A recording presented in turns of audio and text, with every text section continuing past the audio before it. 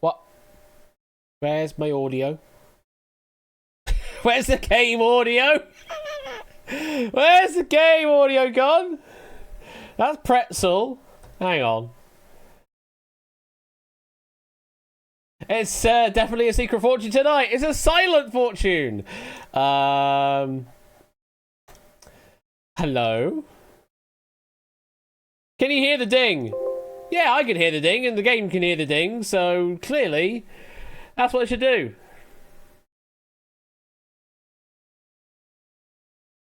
Secret no tune?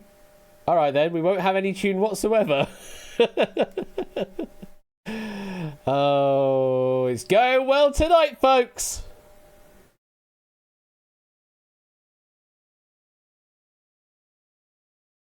And we haven't even really started.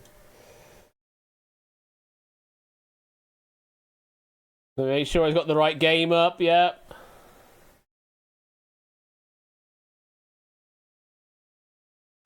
Right. Take two, I'm going to do the fade professionally, and the stream's going to start. Hopefully the game will start with audio, and you'll all go absolutely batshit crazy for it, okay? So, right from the top once again.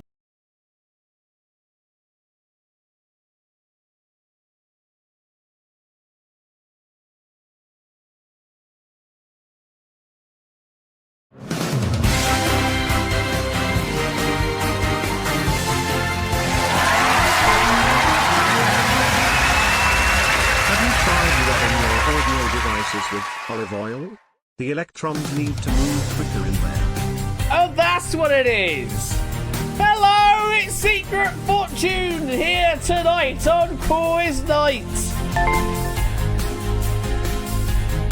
Is this crazy enough? That's crazy enough for me, Fulzan, yeah. Thank you for the 100 bits, and welcome to you all to the Quiz Night Secret Fortune tonight on Friday, the 28th of July. This is the last of my streams in the month of July. Next time round, it'll be August, but who cares about that right now? Haven't done this for a while.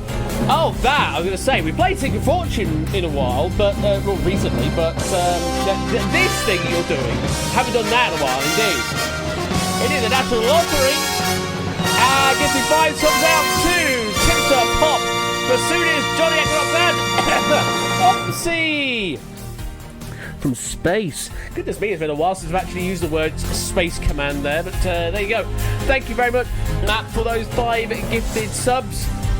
Hope you're doing well. Thank you very much for the generosity. And it is a Secret Fortune night written by, well, collaboration actually, not just Matt the Ref, but also Mr. Vertigo. So the 2 M's have been writing furiously for this game with the Toaster Rack of Riches, 24 envelopes of which. And if you're interested in playing this game, then, well, there are 2 ways to play the game. You can play it either as a hot seat player, or you can play it as an audience player.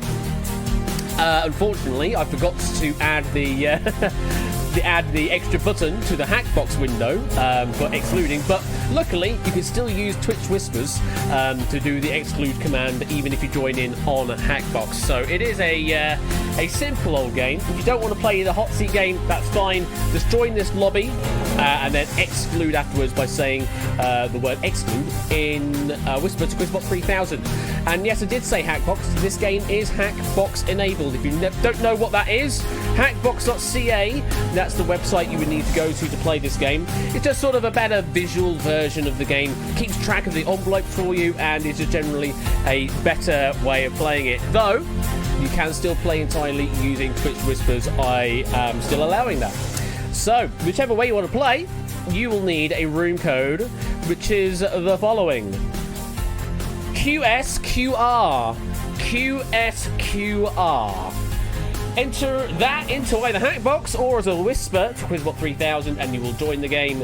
If you do not want to be a hot seat player, then just whisper to Quizbot 3000, exclude. Even if you join on Hackbox, you'll have to whisper, unfortunately, that particular command. Everything else, you'll be able to play during using the Hackbox client in that case. So I hope you enjoyed the warm-up there of Brain Teaser. Why did the word Prisoner's Dilemma come up out of nowhere? I saw Topper and I think it was Arun both post it about the same time. Like, why is Prisoner's Dilemma suddenly coming up? So I thought I'll throw the meme, if it is a meme, right back at you and put it on the logo instead for for Brain Teaser. You're in sync. No, you're in voice chat is what it is. It's not necessarily you're in sync. You're just in voice chat. You're conspiring against me in voice chat because yeah, I can't going over there because of past events that prevent me from going over there. Instead, I get to drag a couple of you over to the live studio when we do actually get to play this game proper. Speaking of which, I need to get Quizbot audio joining that room. So let me just put Quizbot up there we go, and share a screen as well, like that. Yeah, the event never happened. The event never happened. There is literally no no history of it anywhere anymore. Anyway, I hope you've had a wonderful week. It is the start of the weekend, folks. I'm going to be playing at another gig tomorrow evening. Tomorrow evening, that's tomorrow afternoon, in fact, up in Newton Aycliffe. Yeah, I don't think many people have heard of it themselves, but yeah, in Newton Aycliffe, if you're around that part of the world, then I'm going to be at Ake Live, playing with a Northern Soul band, and if you're interested in that, then cool. I look forward to seeing you there, but I don't think I will. Why am I aching now? Oh, no, it's called Ake as in AYC. So from Newton Aycliffe. AYC Live. Ake Live. Just up the road from where you were born. Oh, yeah. You're a sort of Darlow way. Right? Is that about right? Darlow way? Yeah. No, somewhere that I stayed. How long did I live in Darlow for?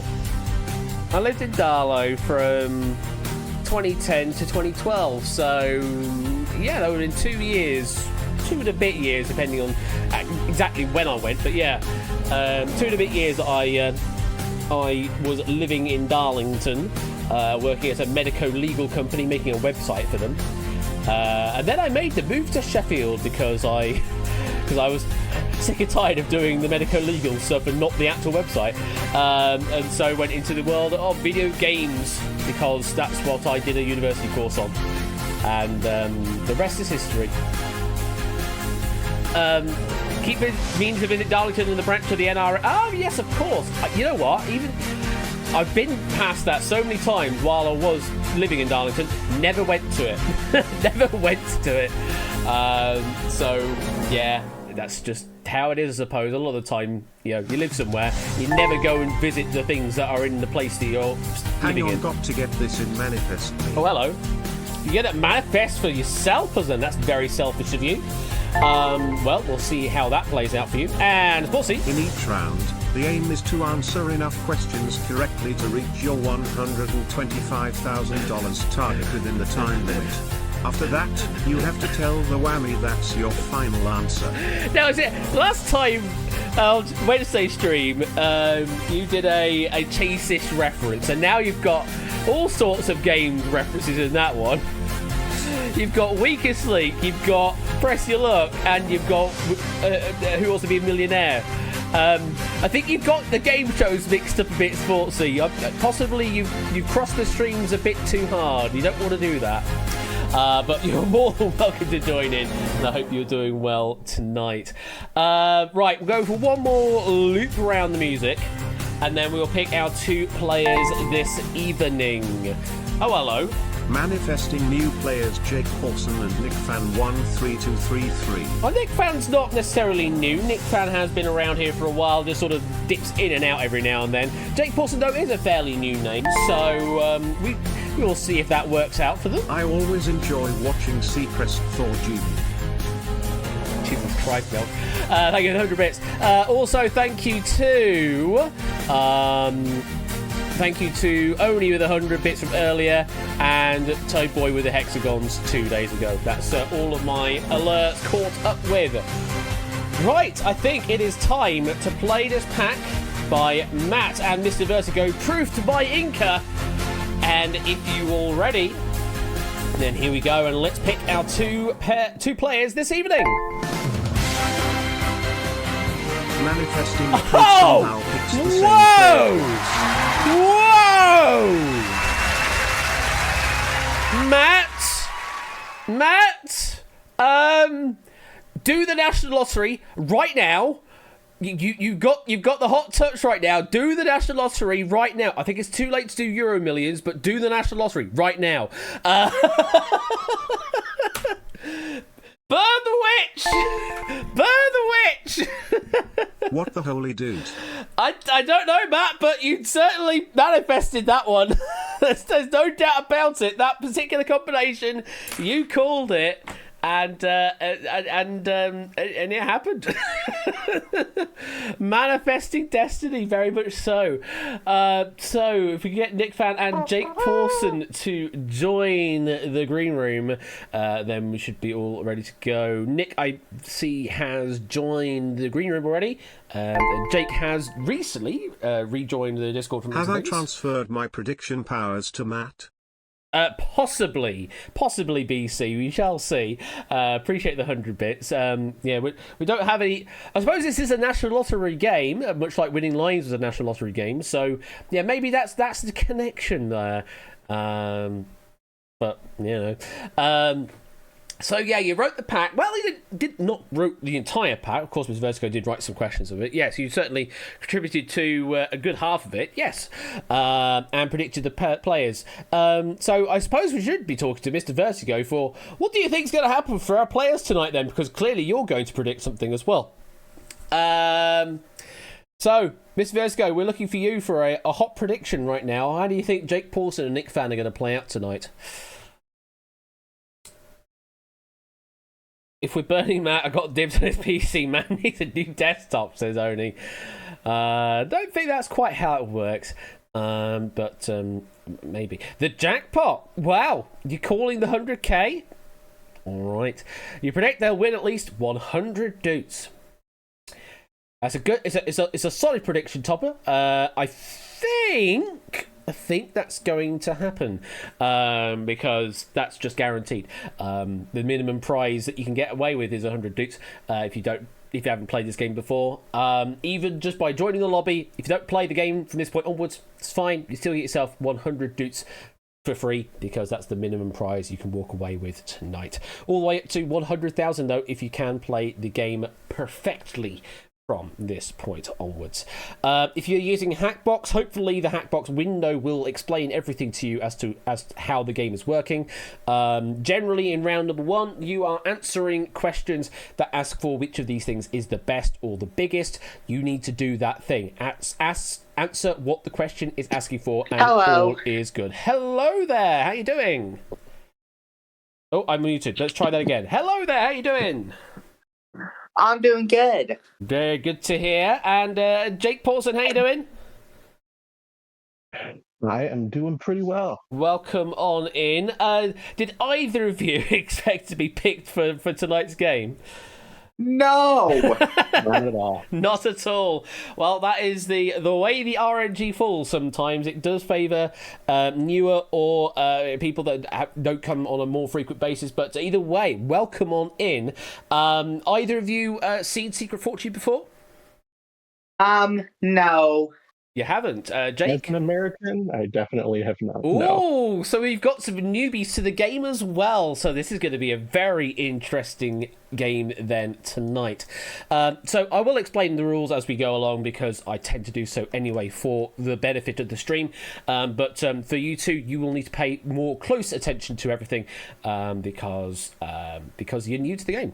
So Okay. If we're all ready, everybody, let's load up the Toaster Rack of Riches. There they are. So, 24 envelopes in play, each with a value ranging from 100 doots up to 100,000 doots. If you're looking at this, you might be thinking, looks a bit deal or no deal kind of thing. Yeah, I suppose it kind of is, though the game is quiz-based rather than just picking random envelopes and hoping for the best. There is at least a bit of logic involved in answering the questions. So what we're going to be doing is... The game's too loud. The game's too loud. You should be able to right-click on Quizbot 3000 in Discord and bring the user volume down on that. You can always just mute it entirely if you don't want the game audio at all.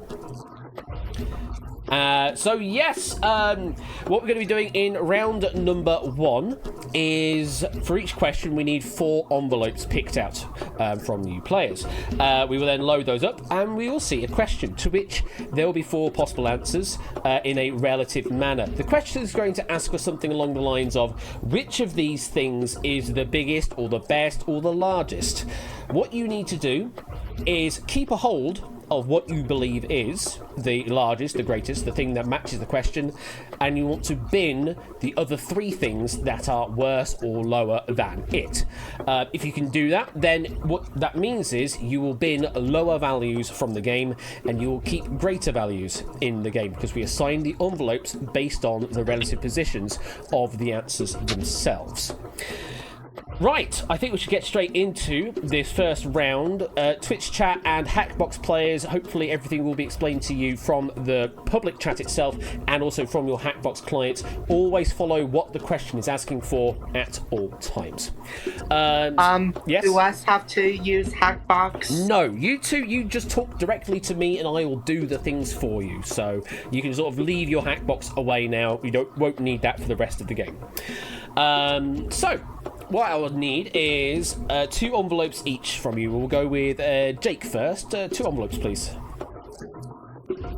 Not watch deal or no deal. It seems like the big value is always under 17 for some reason. So I'm going to take 17 right now. 17, okay. And your second pick? Still with number 8. And number 8, okay. Nick? I will go with number 6. 6. And 14. And number 14. Let's load those 4 up. Very interesting. We already had a prediction earlier in chat saying that number 17 could be the big number tonight, potentially. Yes, Matt the Ref saying, predicting 17 for the 100k. Well, he's been right before in picking us. That is very true. But in this game, it's not necessarily a good or bad thing in picking the big values. If anything, probably you do want to pick the low values earlier on, just from making the game a bit easier later on to keep the greater values in play. But anyway, let's start off. Let's see your first question this evening. Which of these sporting personalities has achieved the stated sporting honour the most times? Is it Jack Nicklaus, as in for golf major titles? Is it Mark Spitz for Olympic swimming gold medals? Is it Novak Djokovic for Grand Slam singles tennis titles? Or is it Lewis Hamilton for World Drivers' Championships? So, we're going to assign the envelope such that the envelope with the greatest value is assigned to the sporting personality that has achieved the stated sporting honour the most times. That's the one you're keeping, and the other 3 you need to bin. So have a bit of a discussion. What do you think about this question? Either of you know much about sports? No, I don't. Except for football. Yeah. So I believe Novak, I think he just got his 22nd Grand Slam title, if I remember correctly. And that, to me, seems like it would be the highest number here. I don't know Mark Spitz, how many gold medals he has, but like 22 would be a lot. So my gut says that like Novak would be first, and then Lewis would be last, maybe Mark Spitz third, and Jack Nicklaus second, is what I would think. Okay. Okay, so if you're trying to keep the greatest one, and you're picking to bin the others, where do we want to start out then? Jake, what did you say was last? I think Lewis Hamilton has a smaller number of drivers' championships than anyone else has titles here, so he would be the one that we would want to bin first. Okay, so bin that. You want to bin envelope number 14, yeah? Yeah. Yes. Okay, we will do that then. So, envelope number 14 is the first blood of the game. Your secret fortune tonight will not be 10,000 dukes.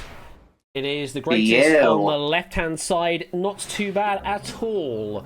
2 more to get rid of. Okay, so There you go. we think Novak is first, so don't bin him. So we want to bin Jack Nicklaus and Mark Spritz.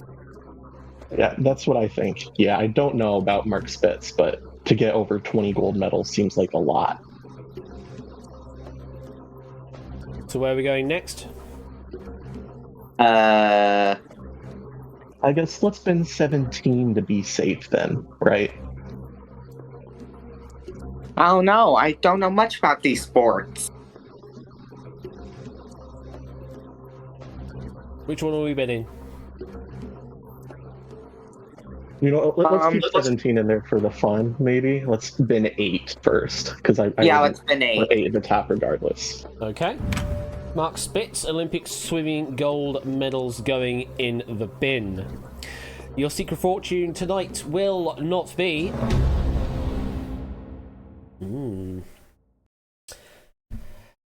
Pause for thought on this one. 25,000 dutes. It's the lowest value of the power 6 over on the right-hand side. Not particularly good to see that one go so early on, but there are still 5 values greater than it in play. And we still got to bin one more on this question between Jack Nicklaus and Novak Djokovic.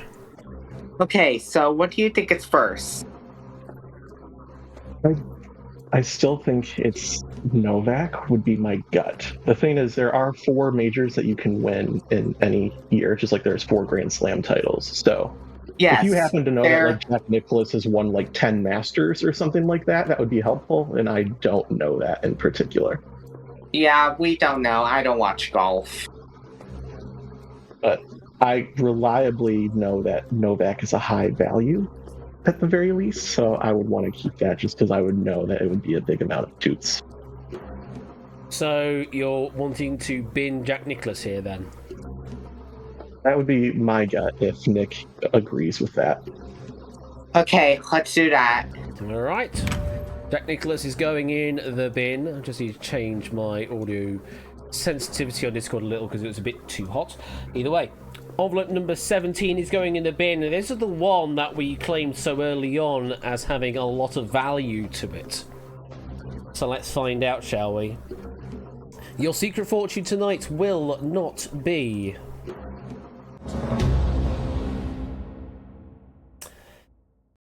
It does have a lot of value to it. What is it?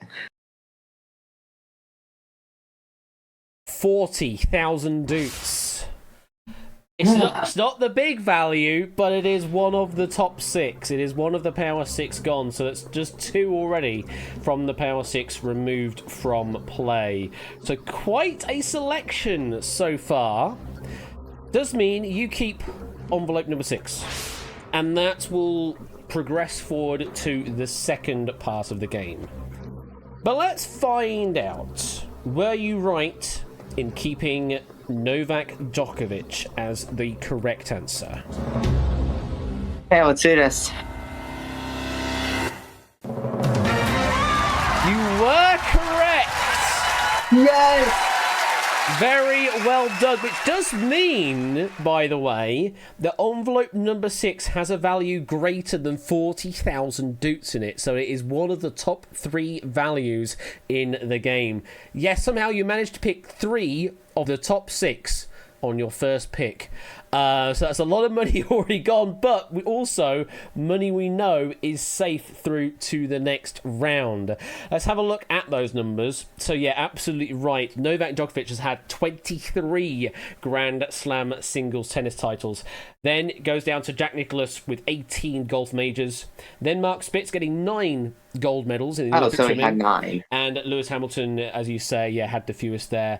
Only 7. I mean, that's still quite an achievement to get 7 World Drivers' Championships, but relative to everything else up here, it is only 7. So, envelope number 6. It's a great pick, and it could be your secret fortune. Oh, sorry, I need to forget. This is an extra part of the process where we get to see people who went certain ways. But yes, envelope number 6 could be your secret fortune.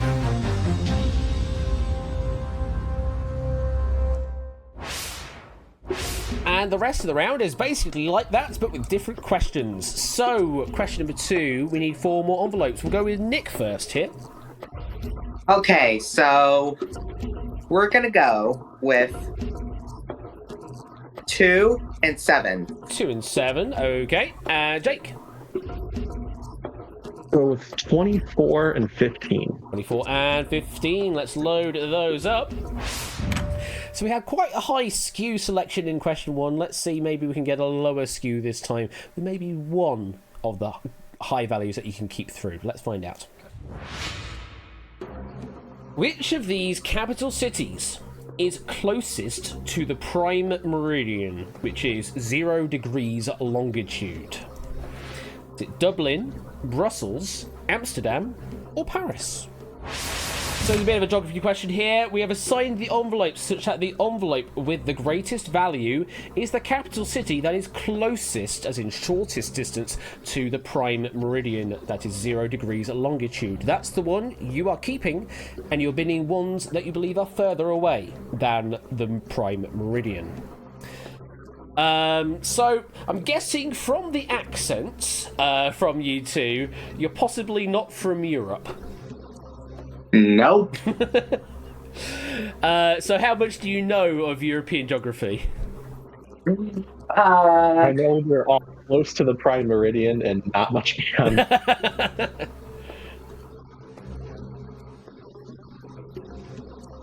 Got any thoughts here? I don't really know European geography. Even though I watch a lot of European TV shows, I don't know geography. Well, I can at least tell you the countries they're in if you don't know that, if that helps you. I mean, that will be a help here just to sound out some information. So, Dublin is in Ireland, Brussels is in Belgium, Amsterdam is in the Netherlands, aka Holland, and Paris is in France. They're dubious to say aka Holland. People will complain about that. But yes, a lot of people, certainly in the UK, would call it erroneously Holland, but it should really be called the Netherlands. Anyway, those are the countries in question, but in terms of distance to the prime meridian for those cities themselves, because of course they could be in completely different locations in their countries themselves. So, what are you thinking? So, do you have any thoughts? Really? I know that as a country, I believe Belgium averages out west of the Netherlands. But I also know that Amsterdam is on the coast, and I don't know where Brussels is. So I can't tell you for sure which of those two would be further west. I would guess that they would all be east of the prime meridian, based on their location in relation to England. I could be completely wrong. Okay. We need to start binning some envelopes that you think are further away from the prime meridian. Where do you want to go first? So, what do we want to bin? Do you have any idea whatsoever? No. Okay, so in that case, I would say probably just because it's on the other side of Europe, I would get rid of Dublin because I wouldn't know where to rank it with the other three. Yeah, let's get rid of Dublin. Dublin, okay. Dublin, indeed, in Ireland. I will say, just because I want to offer a bit of information out there, Dublin is on to the side of the Prime Meridian here. Dublin is on the west side of the Prime Meridian rather than on the east side. That's all the help I'm going to give you on that. Envelope number 24 is going in the bin. Your secret fortune tonight will not be... I mean, that's about the best outcome you can get. 100 doots is gone from the game. The lowest value has gone, meaning you now got a minimum win of 500 doots.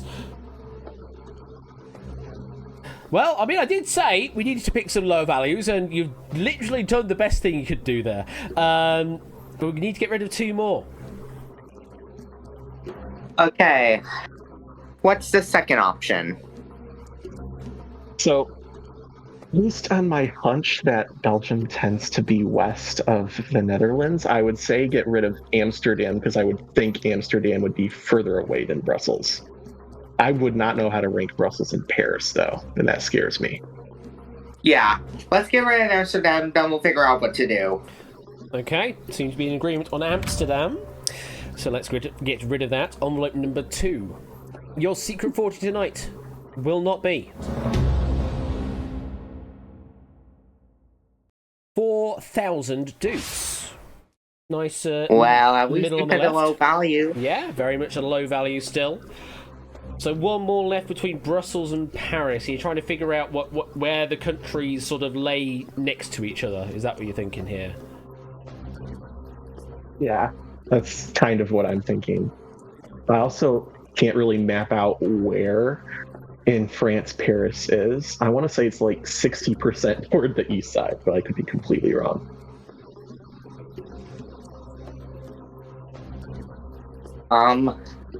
So, what'd you say for the option? So, like, we have Brussels from Belgium, and we have Paris from France. Paris, I believe, extends out further west, but a lot of that, it would be in the Brittany region, which is not where Paris is located. It's in sort of the central portion of the country. So then it kind of becomes, do we think Brussels is on like the far west coast of Belgium or not? If it was, then I would say we pick Brussels. If not, I would pick Paris. I'm leaning toward Paris to be safe, but I don't know. Need a decision. I'm leaning towards Paris too, so get rid of Brussels. Yeah, let's get rid of Brussels. Okay, in agreement, binning envelope number 7, Brussels. Let's find out. Your secret fortune tonight will not be... Nice neighbour, 5,000 dukes. Another Okay, on the left-hand side. That's good. So that's 3. So we picked all low values. 3 low values, of which 2 were the low 6 this time round. So you really have kind of balanced your board out a bit. So if you were wrong, we had no chance of getting a good one anyway. And if we're right, then we have a high ceiling. Indeed. Well, leaves you with envelope number 15 on Paris. Now let's see. Have you got another one right? Let's see. Yes! Yes, you have indeed. Yeah. Have managed to fall into the right answer once again. So Paris is just 2.3 degrees east of the prime meridian, despite its time zone being 1 hour ahead. Then you've got Brussels, also on the 1 hour ahead at 4.3 degrees east. Amsterdam, the same, 1 hour ahead, 4.9 degrees east. And then Dublin is the other side on 6.3 degrees west, is the furthest away from the prime meridian. Though, with a lot of locals in the UK might be thinking, Dublin's not that far away, is it? Well, it is. In relation to the prime meridian, it's the furthest away of all of these. Well, at least we picked it out of longitudinal order. Indeed. So that was perfect. Bit of a split on the audience as well there. No definitive answer from any of the players there. But envelope 15 we know is the best of that selection. But hey, what do you think's in envelope 15? Maybe it's a high value or something like that. I don't know. Well, Now let's double 15. Let's say it's 30. let's say it's 30, and it could be your secret fortune. Doing very well. 2 correct answers already. Let's see if we can make that 3. It's another envelope selection. Let's go to Jake. Mambo number 5. Mambo number 5. And- Yep. Also 21. And 21. Okay. Nick. Let's go with Connect 4. Connect 4. Yep. And let's go with Friday the 13th. And number 13, unlucky for some. Hopefully it is lucky for you. Let's see the next question, please. Using just the tile values only, which of these names scores the highest in English language Scrabble? Mark, Matthew, John, Luke. Damn it, we nearly had the right order. Anyway, we've assigned the envelopes such that the envelopes with the greatest value is assigned to the name that has the highest English language Scrabble score. Tiles only, so we're ignoring any extra bonuses or anything like that. That's the one you're trying to keep, and you're binning the other 3 that you think have a lower value. Okay. Let me just say this. One of these answers is my real first name. Oh, is it? Okay. Do you play Scrabble at all? Do you know any of the number values? No, I don't have the dictionary, but I think we have a board game copy around my house. Somewhere. I think that may be cheating if you were to look at something you had physically in your possession. I was more or less asking your Scrabble knowledge. Yeah. No, I wasn't gonna grab it. But I don't know. Never played Scrabble then, Nick? No. Okay. Have you then, Jake? I have, but it's been a while. It's been a while. So I know that J is big. I know J is a 10-letter scorer. So I'm liking John from what I'm seeing. Beyond that, what's your comparing Mark on another and free? Luke. So Mark and Luke have a K in common, right? So we're comparing MAR to LUE. M, A, and R are all common letters. So I feel like we for sure bin Mark, I would say, to start out with. Ben Luke? Mark. Oh, because it would Ben score Mark. the lowest. Mm-hmm. So we're gonna bin Mark. Mark, yes? Both happy? Yeah. Okay. Gonna bin the top answer there, number 4, Mark. There's a couple of Marks in the community that probably did not like being binned right now, but let's find out. Your secret fortune tonight will not be...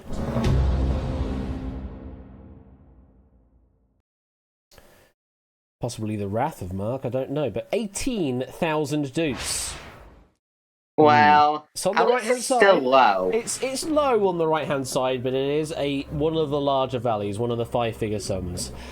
2 more to bin, though, between Matthew, John, and Luke. So that makes me scared to bin Luke, knowing how high Mark was.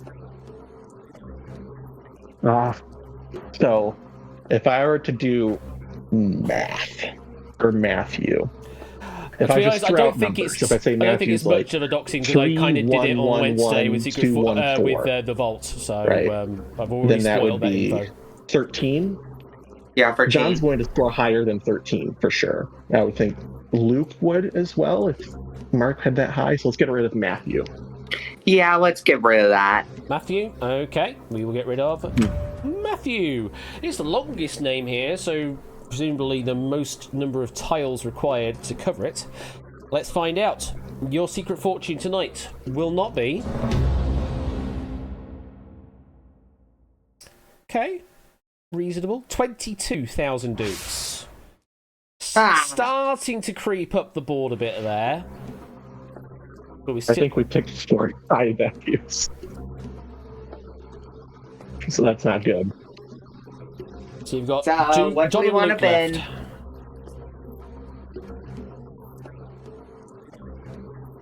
What do we want to bin? N and E are both really common, right? So they'd both be ones. So can throw that comparison away. O and 8 compared to L and U. I feel like those would probably match up well. I'm still thinking that I would keep John and bin Luke, based on my hunch that J is such a rare letter in Scrabble. Is that what you want to do? Yeah, I would bin Luke. Do you agree? Yeah, let's bin him. Okay. Both saying bin Luke. Envelope number 13, unlucky for some, going in the bin. Your secret fortune tonight will not be... Let's just Managed to pick Let's just see. lots of neighbours here. 16,000 dudes. All hovering Wow. around the same area. It would have been the wrong answer, so that was a good bin. So, that leaves us with envelope number 21, John. Now, we have been a sort of up and down a bit here, hovering around the sort of the mid to high board here. What do we think for 21? Let's find out. Is that the correct answer for John?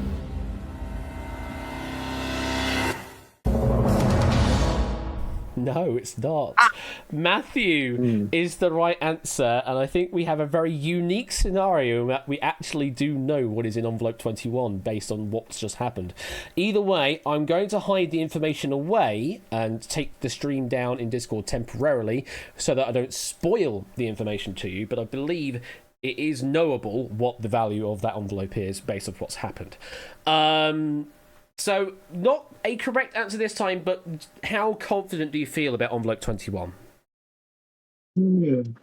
Well, I feel like it really didn't matter, so I'm pretty much fine with what happened. Okay. Well, at least we still have a fortune. At least we still have an envelope that's one of the top 3. That's still Like, true it's from just- earlier on. But It's really funny that we picked 4 that were so close to each other, dude-wise. very much so. Envelope number 21, though, could be your secret fortune.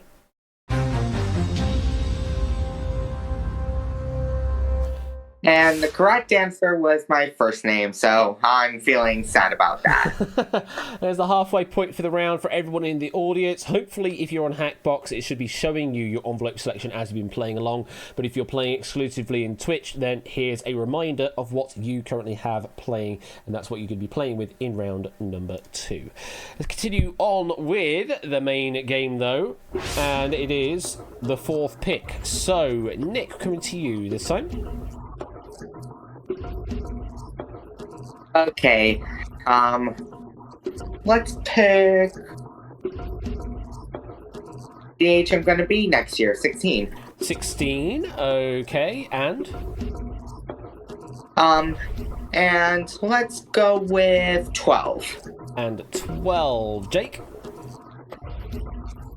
Keeping with the multiples of 4, go 20. Problem is there aren't any other multiples of 4 left on the board, so I guess 3. And near enough to a multiple of 4. We'll go with number 3. Yeah. Okay, your 4th question then is the following. Which of these colours appears on the national flags of the most countries? Blue, yellow, red, or white? So beside the envelope, such that the envelope with the greatest value is the colour that appears on the most number of national flags of countries. And by country, we mean blah, blah, blah, blah, blah, as we can say.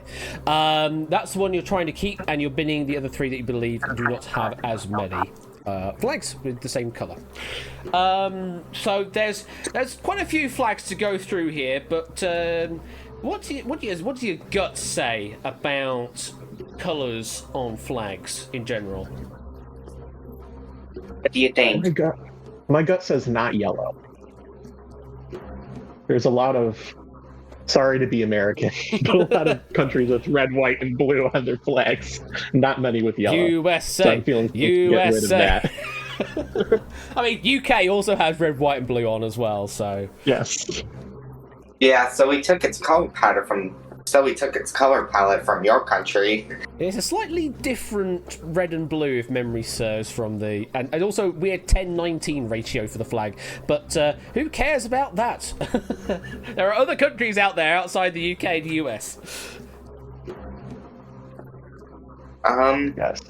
Yeah, Do you so wanna- are you fine with bending yellow? Because I am. So do we want Ben Yellow? Mm-hmm. Yellow? You want to get rid of yellow? Yeah. Okay. We shall do that then. Jamaica flag has yellow on, doesn't it? And I think Lithuania has yellow on? Colombia, possibly? Those are just ones I'm thinking off the top of my head that I believe has some yellow on. Well, Don't tease like that.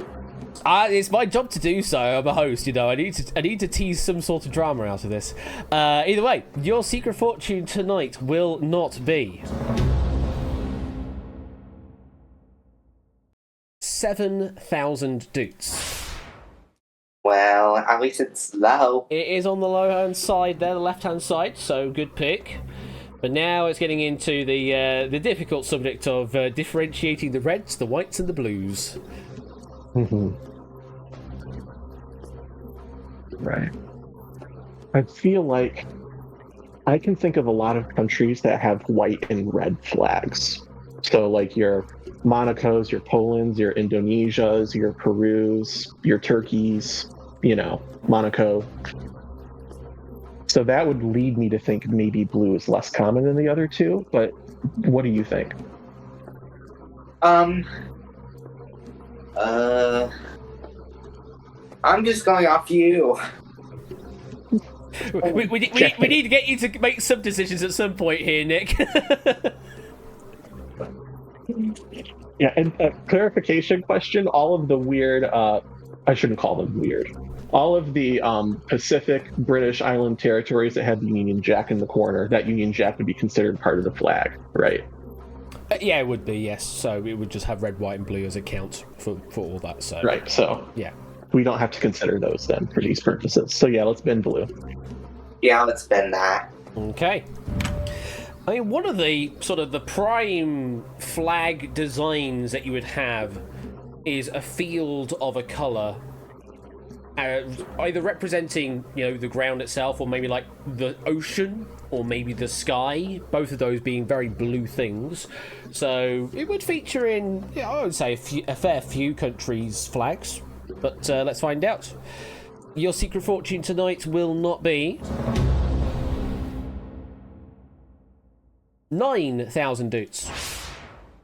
Another on the left-hand side. Another good pick. Now we're left between red and white.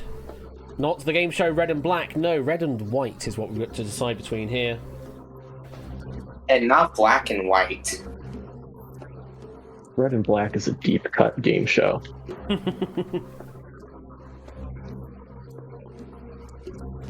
But yeah, this is tough. Because now you're thinking about how often are these colors used in flags that maybe don't follow a typical color spectrum, right? So if you were to, I don't know. It's hard. I have a question. Yeah. How many questions are in round 1? 6. 6 questions? Okay. Yeah, we have to So we have to just go need through all 24 envelopes at least once, and then round 2 comes around. Okay, so we have to do this 2 more times. Yes, that's very true. And then another 5 times after that with the second round. So, what are we thinking? I feel maybe that red is more than white, but it's more of a gut than anything else. They're both very common colors. They're probably the 2 most common colors for flags. What are you thinking, Nick? Time for a decision. What's been right? Would have been white? Happy with that, Jake? Yeah, let's do that. Okay. Bidding white, envelope number 3. Let's find out. Your secret fortune tonight Will not be. Well, that escalated quickly. 30,000 dukes. Dang it. I think that was the correct answer then.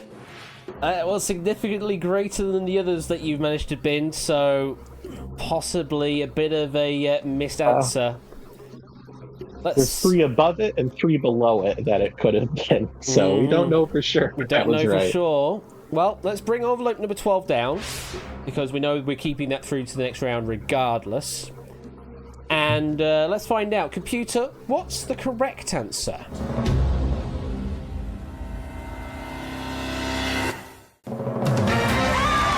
Well. Yeah. Well. Red was the correct answer. I didn't think that would be correct. So what that means for your game now is you have definitely got 2 of those top 3 values in your envelope selection right now. That is immense position to be in. We don't know about the third yet, but we know for certain we have 2 of those 3. But we're not entirely sure what of those 3 they are. But yeah, red is the correct answer, and it was very close between red and white. There are 148 countries with red in, 140 with white in, then it's a bit of a jump down with 102 with blue, and yes, yellow was the less frequent of all of these, with 89 countries' flags featuring the colour yellow. So we still did it in order. You did indeed do that one in order, which is very good. So, as we've just discussed, envelope number 12 is going to be one of those top 3 values, 50, 75, or 100,000 dutes, and it could be your secret fortune.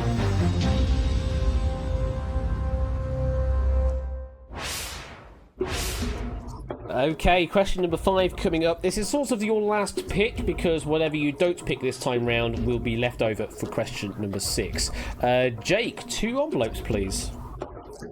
22-23. 22-23, okay. And Nick? 9 and 11. 9 and 11. Let's load those up. And question number 5 is the following. Which of these flying birds has the largest maximum wingspan? I'll say that again. Largest maximum wingspan.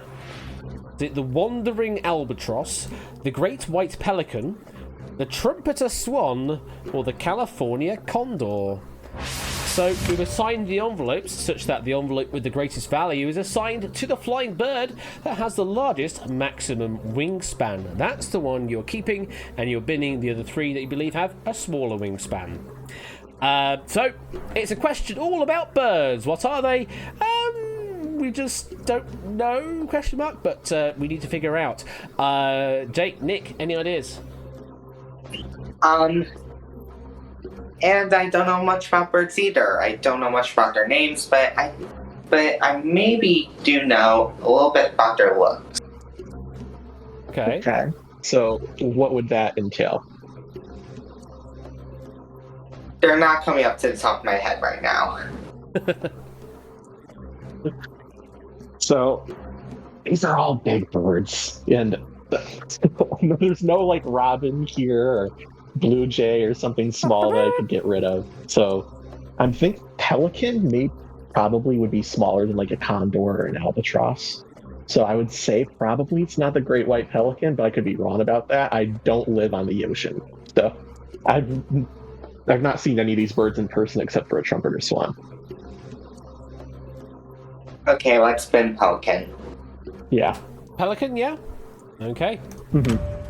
Envelope number 23 going in the bin. Your secret fortune tonight will not be... Okay. 3,000 dukes. Nice low value. We like to see it. 2 more picks.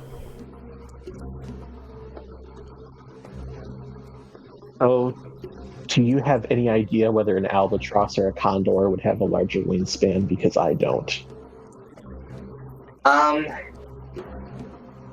So you think a swan is what we would be next? A swan's it's a different type of bird, right? It's like a water wading bird. I'm thinking like you could picture in your head an albatross and a condor, which are like high nesting predatorial birds, a lot easier. I feel like we should be able to know that one better. Yeah. Jake is getting me through the whole game. I don't know though. So you can pick between albatross and condor because I wouldn't know which one. So I'll let you have this one. Okay, so I would bin Swan first. Okay. So I'm fine with that. I think probably other ones are larger, so we can bin Swan. You sure you're happy with that, Jake?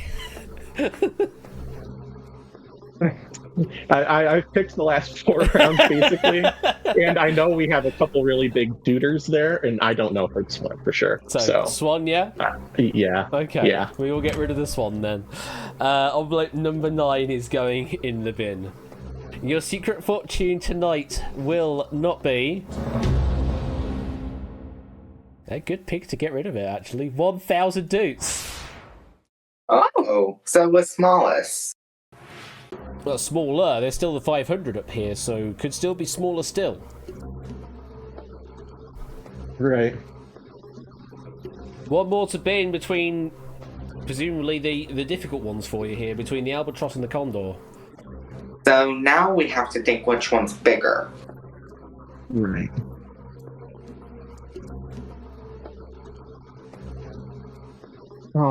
I don't know at all.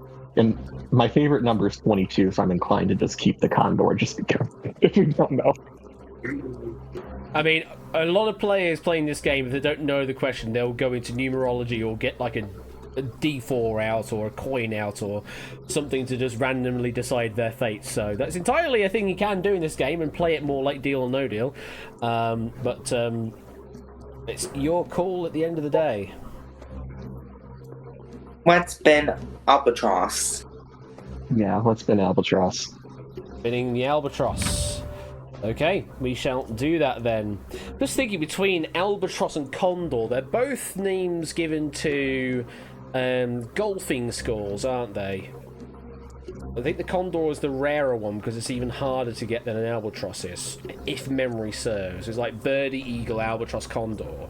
I think. I'm trying to remember off the top of my head. Would be like a hole-in-one on a par 4 then? I could be misremembering though, but either way, I have no idea if that has anything to do with the wingspan. It's just something that's come to mind. That's all. We're bidding envelope number 11. Your secret fortune tonight will not be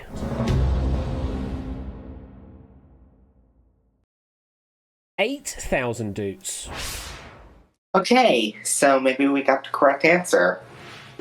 All seems to be in the if we were same wrong, ballpark. we couldn't have gotten a big one anyway. So, because if it's wrong, the largest one was an 8K, so it's fine.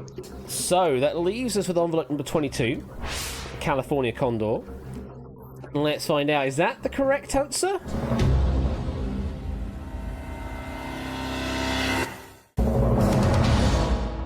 The albatross was the greater wingspan in this case. I'll show just for the audience the numbers in question and how close or how far away you were. As you summed there, Jake, the maximum you had in that selection was 8,000, so not much to really differentiate. But what do you think's in envelope number 22?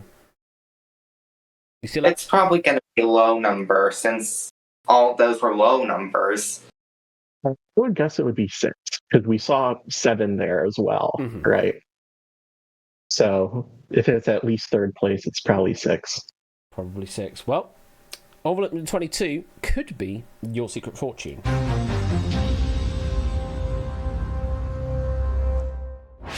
And bring that back up, and it is your last selection here. So 1, 10, 18, and 19. Let's load those up, and the final question in the round is this. Which of these Hayao Miyazaki films, Jesus Christ, I'm terrible at pronouncing this today, Hayao Miyazaki films was released first? Princess Mononoke, Nausicaa of the Valley of the Wind, My Neighbor Totoro, and Spirited Away. So we've assigned the envelope such that the envelope with the greatest value is assigned to the Miyazaki film that was released the first, as in furthest away from now. That's the one you are keeping, and you're binning the other 3 that were released more recently. So one of these Go on. has the rest of the top 3.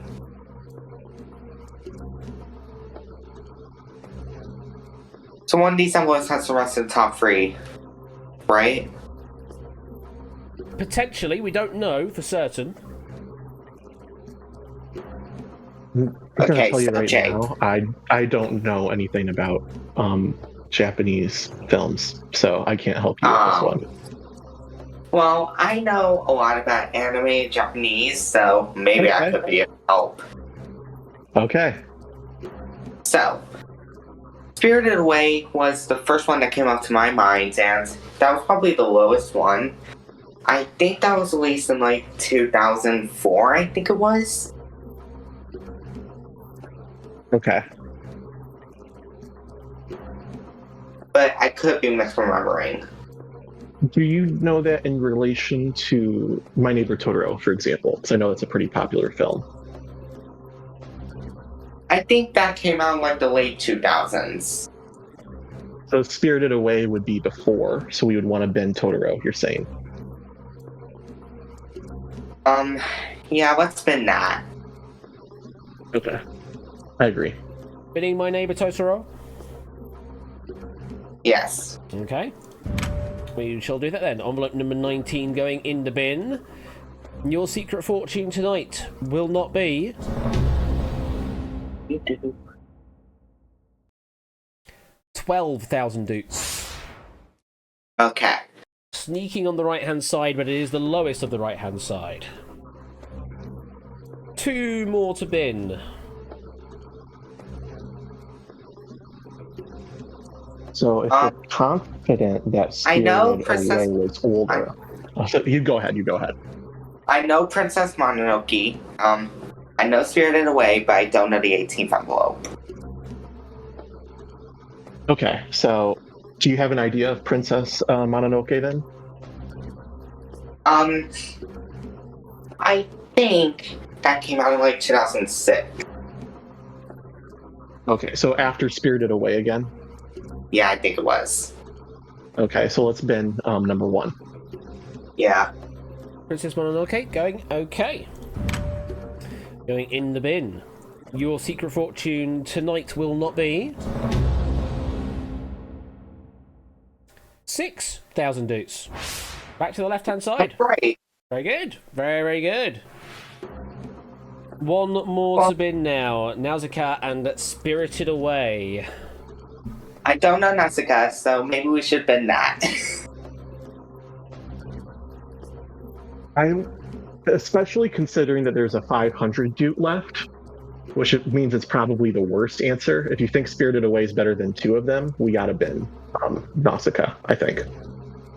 Yeah, I don't know that movie. I don't know when it released.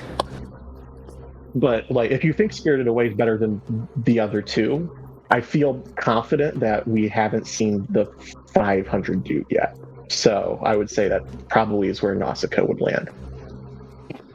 Let's bin 18. Yeah. Okay. I'm going to bin envelope number 18. That's the last of our selection to bin in round 1. Your secret fortune tonight will not be... Do-do-do.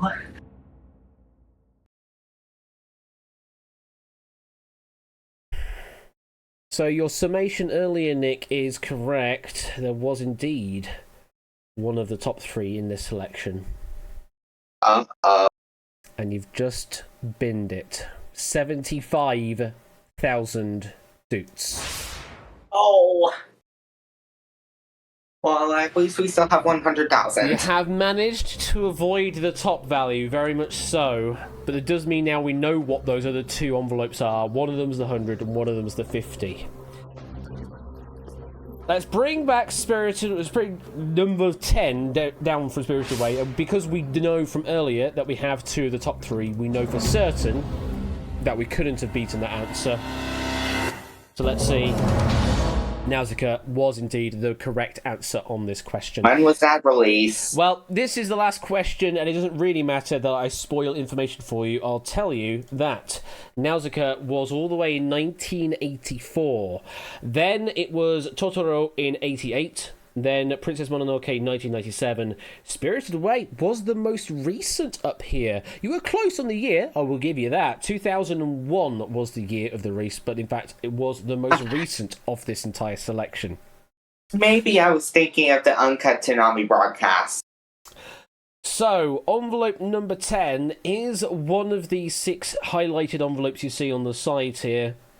What do you think? 2,500 maybe? Yeah, it must be one below about. So probably one to get rid of as soon as we can, but it could be your secret fortune.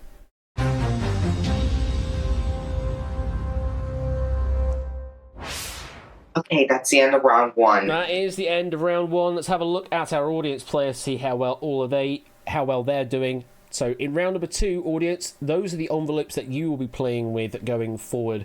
And let's come back to the hot seat game to see what your 6 envelopes are, Jake and Nick. We have got 6, 15, 21, 12, 22, and 10.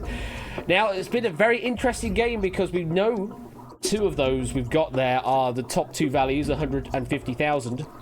We've got 2 somewhere in the middle, 14 and 20,000. And then we have 2 down at the bottom there, the 2,000 and the 500 dukes. So, bit of an interesting game here, quite a wide spread of values still in play. In this... Does the answers, you get rid of one answer so you have free, like in Million Pound Drop? This is pretty much, yeah, you're now only getting rid of 1 envelope per question. And the questions themselves will be flipped somewhat. So instead of asking for the greatest, I'm going to be asking for the lowest or the smallest or the worst. And then you are picking 1 to bin, and then you believe that the others are better than that, and hopefully they will have a greater value in. That's how this round works. It's a bit of a flip, though it is still following exactly what the prompt is asking you to do. So long as you do that, then you bin the lowest and you'll keep the greatest. Same for you in Twitch chat and on Hackbox. Just follow what the question is asking for and you will bin low and keep high. Okay. Hello. Before we continue on, we do have a subscription coming in from Zeusless. Peanut, pie, foggy, frisbee. Okay, I think you just skipped over a couple of emoji there, but either way, thank you for the 30 months, Zeus. I appreciate that, and I hope you're doing well. Thank you for your curated selection of emoji, as always. I appreciate that. Justice for Yo-Yo. Yeah, maybe, yeah. Talk to Streamlabs or AWS Poly about that. Anyway, let's get on with round number 2. So in this question, there will be 6 possible answers. You need to bin 1 and then keep the other 5. So, your first question of the round is this. Which of these commercial non-stop flights has the shortest scheduled duration? Is it Auckland to Dubai, London to Tokyo, Paris to Santiago, Doha to San Francisco, Dubai to Houston, or Toronto to Manila? So as a reminder, we've assigned the envelope such that the envelope with the lowest value is assigned to the commercial non-stop flight that has the shortest scheduled duration. This has been affirmed using Google Flights. Will be valid for tickets either tomorrow or on Sunday, essentially, depending on when they're actually flying. You're binning 1 that you believe is the shortest, and then keeping the other 5 that you believe are longer flights. I have a Paris in my pan. You hidden the envelopes. What was that, Nick Fan? Sorry? You hidden the envelopes. Yes, I have hidden the envelopes because otherwise that would be too much information for you to work out the answer. So you're going to have to pick blind, unfortunately, and then we will reveal what the envelope number will be beneath it. Any ideas? Do you have any guesses? So, thank you for the 26-month resub there, JB. Appreciate that. And probably Dubai keep it in to your pants, Houston, maybe. I would guess would be around the same length as Doha to San Francisco. I think if we were to look at something like Auckland to Dubai, we know that Auckland is, from our area, closer geographically, right, to Dubai than Houston would be, I would think. So I would at least not be getting rid of the 100,000 dudes if I were to pick Auckland to Dubai, is my thinking. What are your thoughts? So, do you want to pick Auckland to Dubai? The thing is, like, I don't know where, for example, like, Paris to Santiago falls, right?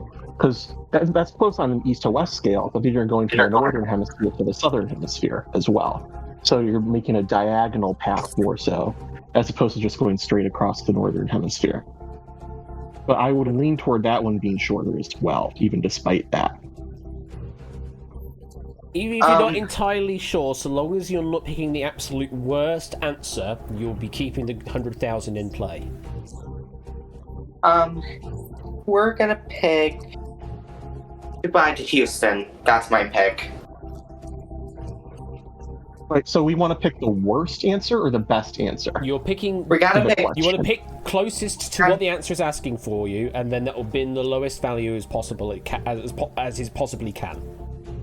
So Yeah, we want to most answer this values and question the correct correctly. answer. Answer the question, as always. Answer what the question is asking for. Okay, so then... And the better you are at doing that, the better you'll do.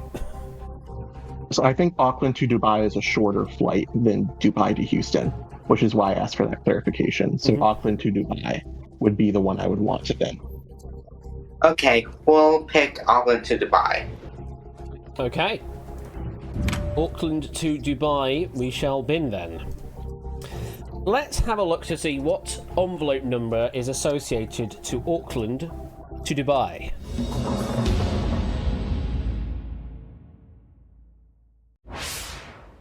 Number 12. Wow. Any thoughts on 12? I don't really know what's in this. Not too happy about it. I'm just looking for 10. Whenever we can get rid of 10, I'll be happy.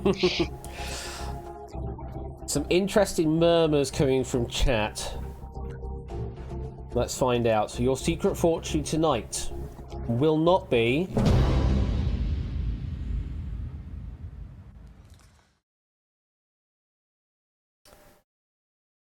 $100,000 dudes. Oh. Just binned the absolute worst answer.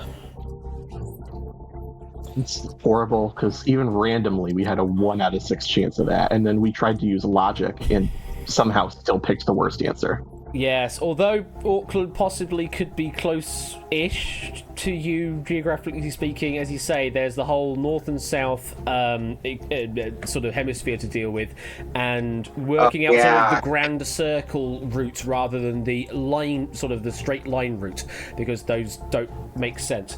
For example, London to Tokyo, you would go sort of over the North Pole almost to get there, because that's the shorter route to get there, rather than like across Europe and Asia, which is what it looks like on a map. That would make the most sense to go, but that is actually a longer route.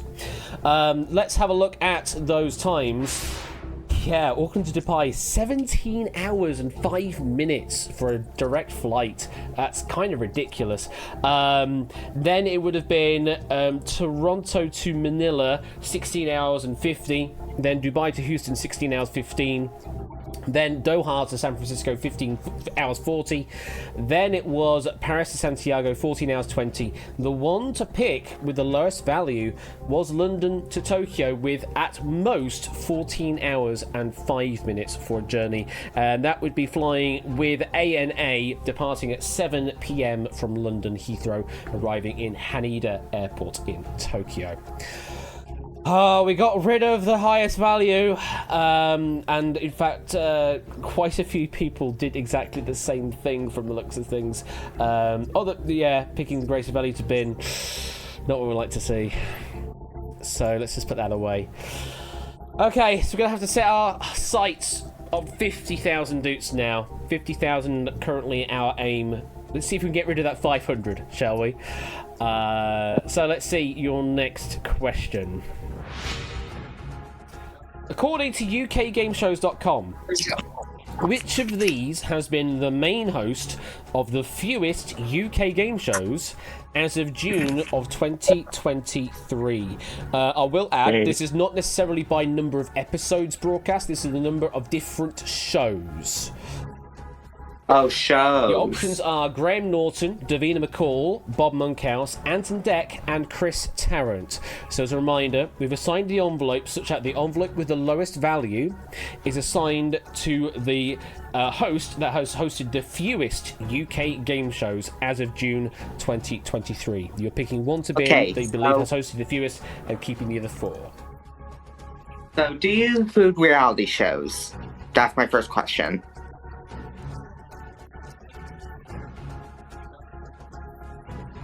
What was that? Sorry, Nick? Did you include reality shows? It's whatever UK game shows lists as their longest serving and most formats. I don't know for certain. Matt is saying yes. Matt is saying that is also, that those will be counted, presumably because they are game shows of some description.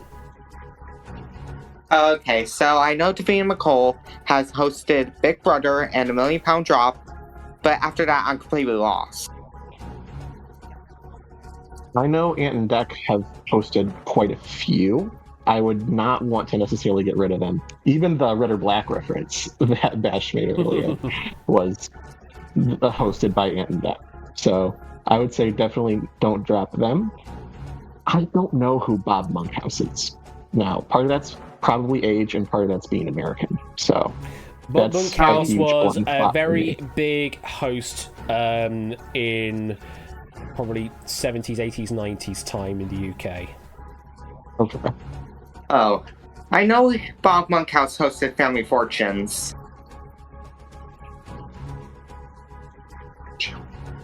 Voice chat is probably having absolute scenes. You're probably right, Pop Robin, yeah. I know Bob Monkhouse has hosted Family Fortunes. But after that, Anton Deck, I know they hosted a Saturday night show featuring some game show elements, but I don't know if that counts. I think it would, based on the answer that Matt gave. That was how I interpreted it. Okay, we need an answer. Which one are you picking to be in, which you do believe has hosted the fewest shows? I know Graham Norton has hosted, has commentated over the Eurovision Song Contest, but I don't think he's hosted any game shows.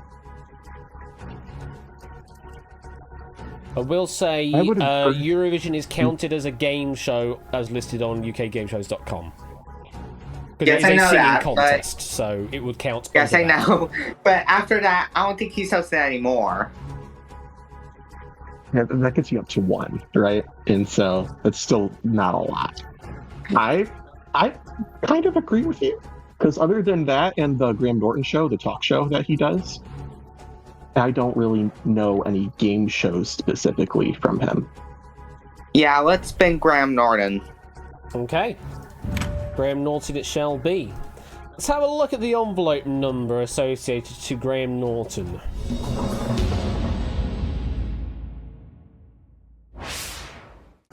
$15. Not much we can really work off from that, can we? 10. Well, I could still looking for 10. I could tell you the list of shows that Graham Norton has hosted includes Any Dream Will Do, The Big Finish, Bring Me the Head of Light Entertainment, Carnal Knowledge, Eurovision Dance Contest, Eurovision Song Contest, Eurovision Your Country Needs You, so there's a spin-off show there, Generation Fame, How Do You Solve a Problem Like Maria, I'd Do Anything, Okay. Let It Shine, We're The One and Only, wrong. Over the Rainbow, Strictly Dance Fever, Totally Saturday, Wheel of Fortune, and When Will I Be Famous? We're completely wrong. Well, let's find out. Your secret fortune tonight will not be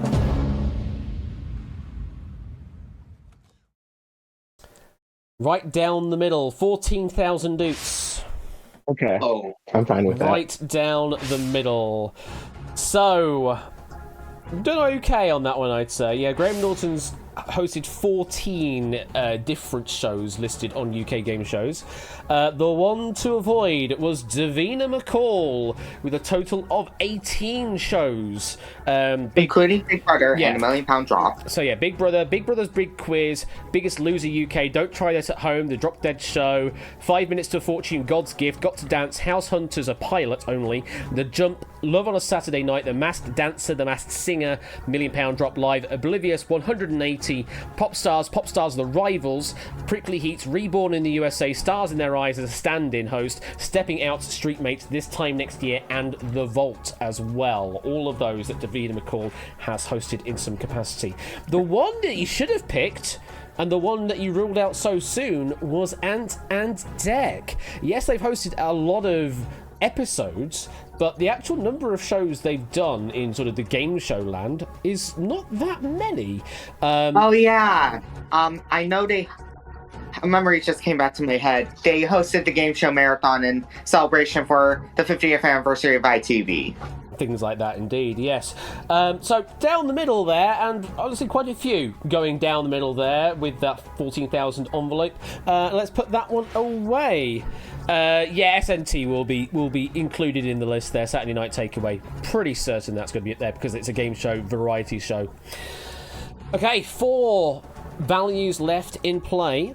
Let's continue on to your next question. Speaking of Eurovision, these countries have never won the Eurovision Song Contest.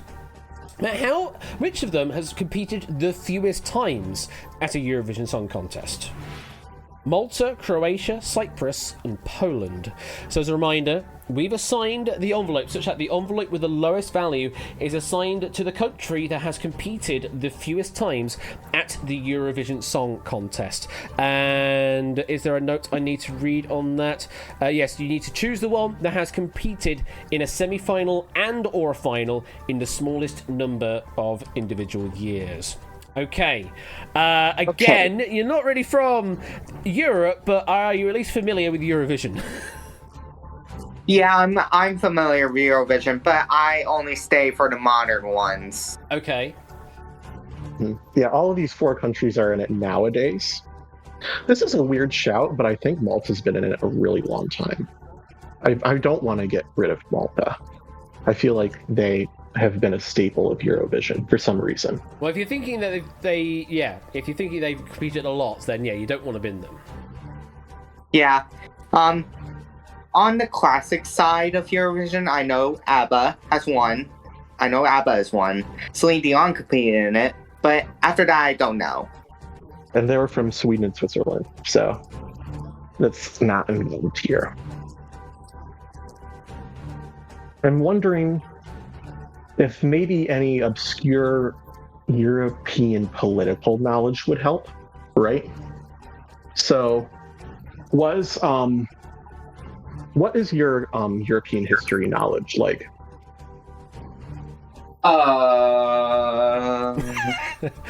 That sums it up, I think. I'm going to ask a question that a lot of people are going to think is really stupid. I was hoping I wasn't going to have to do that, but I don't know if Croatia was part of Yugoslavia before Yugoslavia was disbanded, right? I know it has a flag that's very similar to Serbia and Slovenia and a lot of those Slavic countries, which makes me think that it would have been. In that case, I would think that would mean Croatia would not have been in the song contest before the 90s. So that's kind of why that would be important to know, but I don't know it. Okay. What about Cyprus and Poland?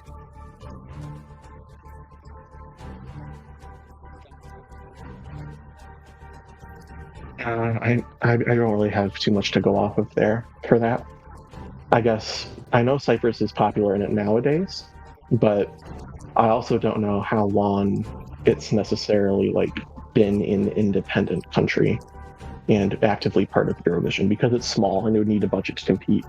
So I don't know for sure. My gut would say Poland's probably been in it more than Cyprus has. Okay then. What's been Poland?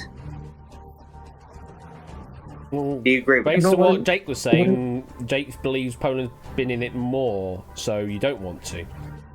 Okay, so can we been Cyprus?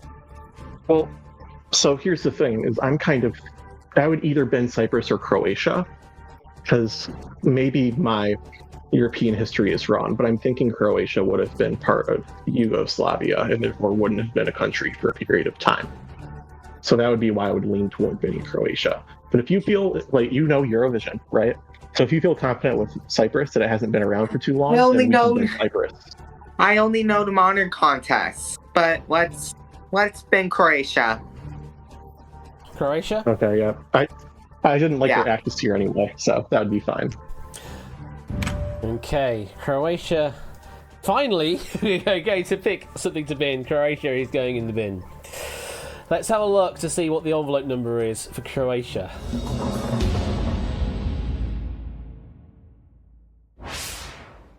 It's not 10. Ew. It's 22. All the twos. Two little ducks. 22 was the other bad one, right? Because I feel like it was the Condor, so I think that's fine. I think I'm good with that. Let's find out. Your secret fortune tonight will not be...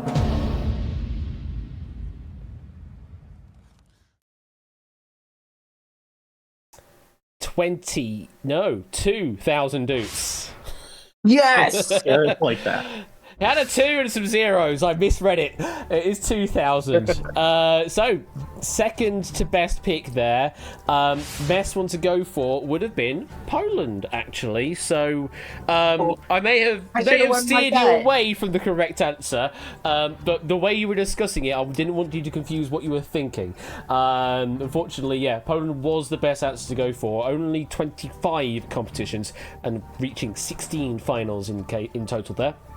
Then it was Croatia, 28 competitions, 19 of those got to the final. Then it was Malta, 35 contests, 26 finals. And then Cyprus, the one to avoid. So very, very difficult at the end there. Cyprus, the one to avoid, been in 39 contests and reached 32 finals. There is a selection there, majority going the same way you did with Croatia in the end. I think the idea of like thinking about Yugoslavia and that, probably a good call actually. So let's put that away. Have a quick look at the audience game, see where they currently stand. And those are the envelopes that they still have in play at this point in game. And let's continue on. We've got 2 more questions left. It is time for the penultimate question. Which of these actors was the youngest when they won the Oscar for Best Actor in a Leading Role? Oh. So Adrian Brody in The Pianist, Eddie Redmayne in The Theory of Everything, or Marlon Brando in On the Waterfront. As a reminder, we've assigned the envelope such that the envelope with the lowest value is assigned to the actor who was youngest when they won the Oscar for Best Actor in a Leading Role. That's the one you're picking to bin. You're keeping the other 2 that you believe were older when they got Oscar for Best Actor. You had to pick the 3 I pianist. don't know. Out of all of the ones, only 3 you didn't know. Any ideas, Jake? When you say you don't know, do you mean like you don't know the actors or the films? I don't know the actors, and well, I do know Martin Brolo a little bit, but I don't know these films, and I don't know 2 of them. Great. Because I don't watch movies, so I don't really know them either. So that's not very helpful. I can't help you much at all with this. I would say Marlon Brando, being that he's from a completely different time period than the other 2, I would almost not want to touch him, and then kind of just figure out, do we think Brody or Redmayne is younger? And then we just bin that one. Unless you feel like you know Brando and then would have a good idea of his age. I don't know the age that he won the Oscar, though. So that's great. This is really great. Sounds like there might be a bit of a roll the dice situation on this one. Yeah. Yeah.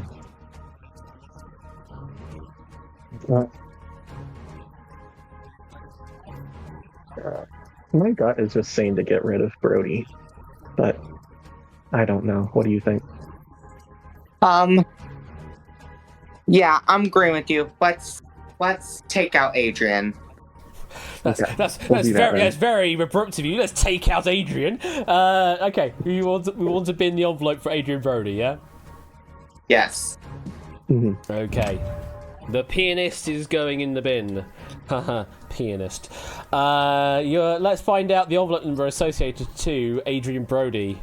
We're continuing on the Brody quest, clearly. Oh, hello! Hello, envelope number 10. Good to see you, sir. Oh, That's the one we no. want to get rid of. We're happy with that. Seems to be a bit of a conflict going on here because I think Jake's tracking it and Nick's tracking for the wrong reason, maybe. Pet was the one from Spirited Away. By the way of your tone, it's one of the bad ones. I don't know. Well, I'm on your side. I am on your side. I'm telling you right now, 10's the terrible one. We're doing great. 7-inch On the pianist or question we knew the GTFO. least about, we got the best answer. Let's just reveal all, shall we? Your secret fortune tonight will not be 500 dudes. See, it was all good. It was all good. So he picked the correct answer. Yes, he picked the correct answer. Let's reveal the information there. So Adrian Brody was 29 years and 343 days when they won Oscar for Best Actor. Then it would have been Marlon Brando, 30 years and pretty much nearly 31 years, about 4 days off the next year. And then it was Eddie Redmayne, 33 years and 47 days old.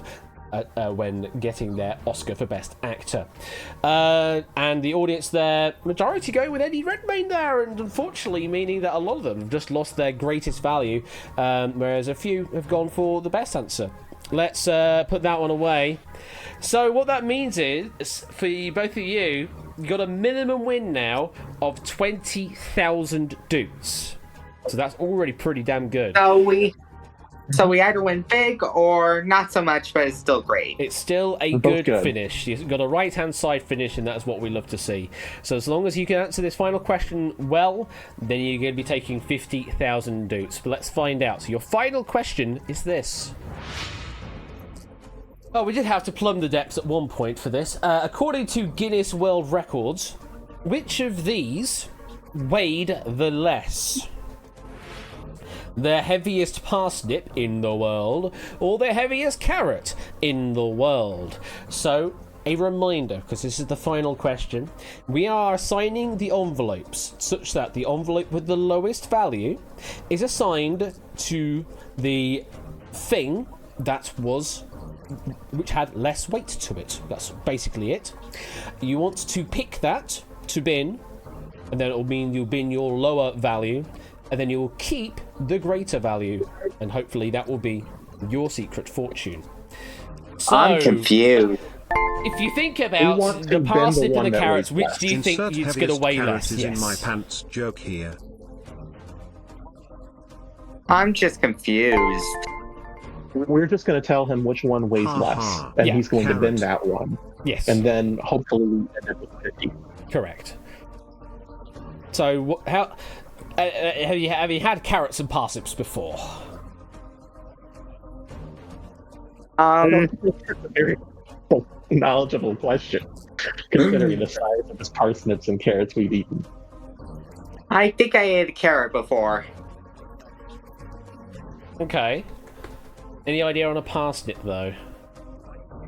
I never ate a parsnip. Oh, they are absolutely lovely in a roast dinner, especially when they have been properly roasted and caramelized. And, oh, so good. That's all the information I'm giving you on what a parsnip is.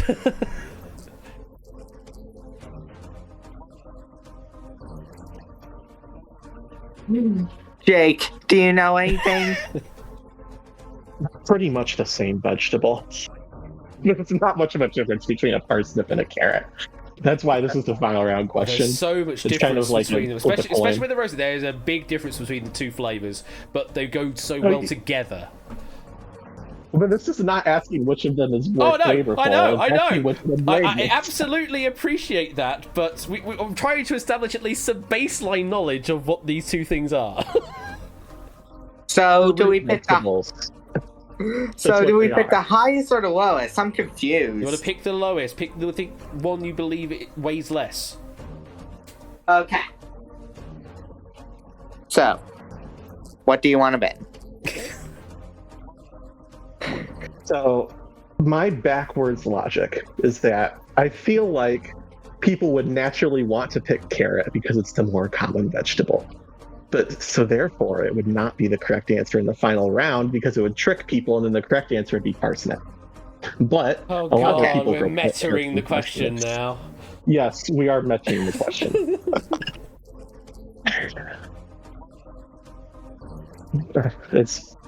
But also like a lot more people grow carrots, so it's probably an actual contest that gets not just in the Guinness World Records, but if you were to grow like the largest carrot and you're someone from like rural Norwich, then you get like a whole bunch of local press and you're like a famous farmer for a week, right?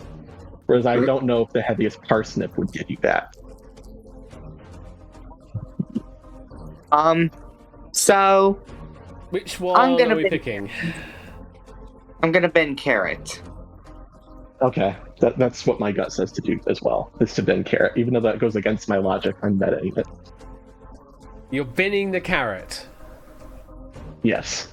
Yes. Okay. That's all the decisions done for the game now. Let's find out how well you have done on this final question. Let's reveal all. Let's see the numbers for both of these answers.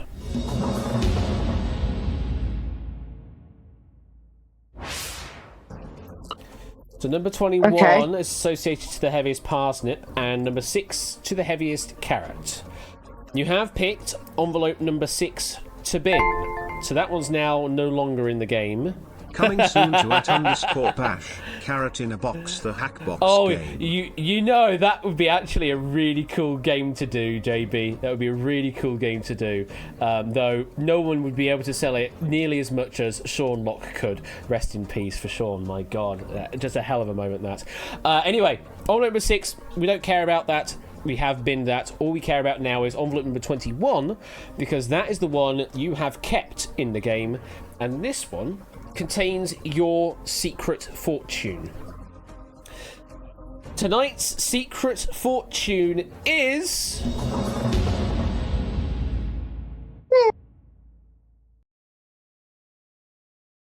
$20,000 doots.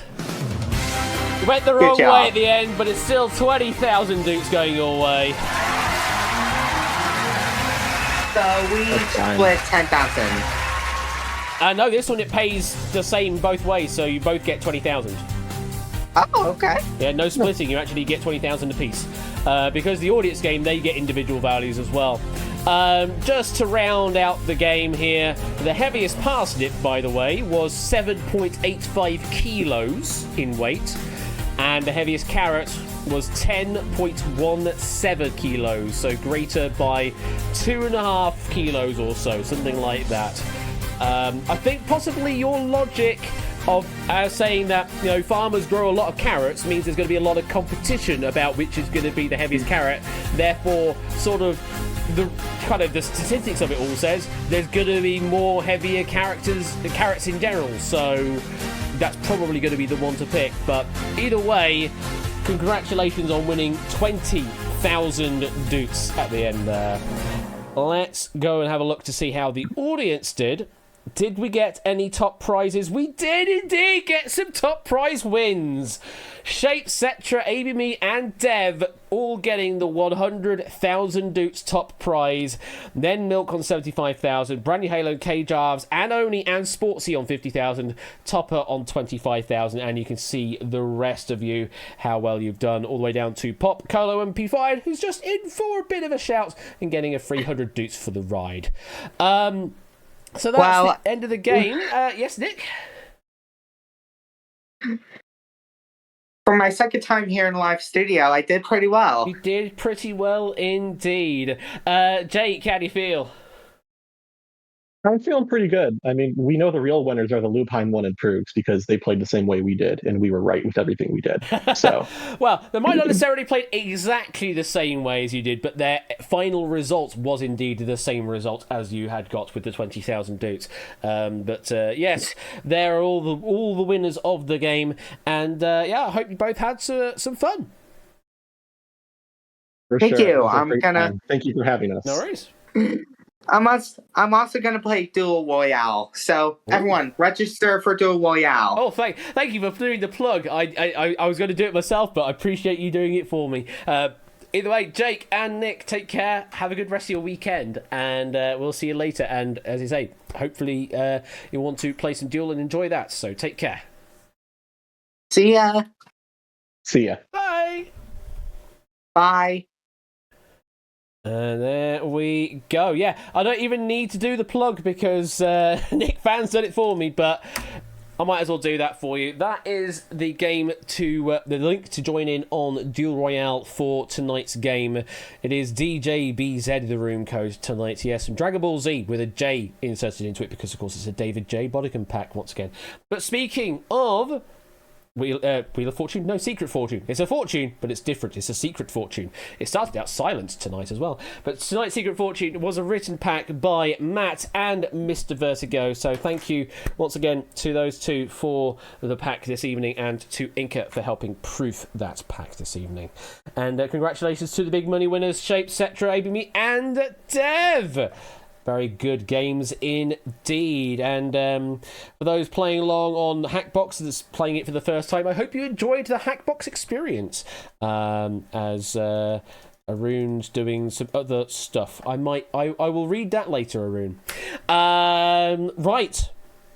It is indeed time to duel, as Topper is saying. So let me go to Duel and play the wonderful music. All rise for the Duel main theme. It's been a while since we've heard it, actually. And I need to relax for a little bit. Did you like it, Dev? You like what I did? It's amazing what a bit of markdown can do.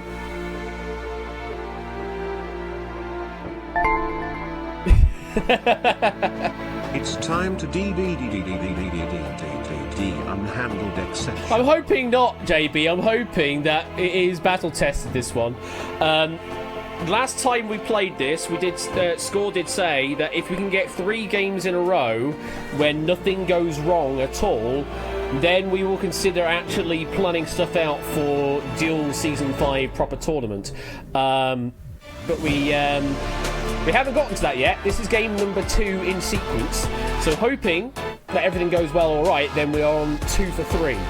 And then later down the line, we'll do another Royale, and hopefully that'll be 3 for 3, and then we could do a tournament proper. So hoping tonight is all going to go well. I have added some new things to my broadcast client to it, though. I will say that. It's time to get a cease and desist from Konami about their children's card game.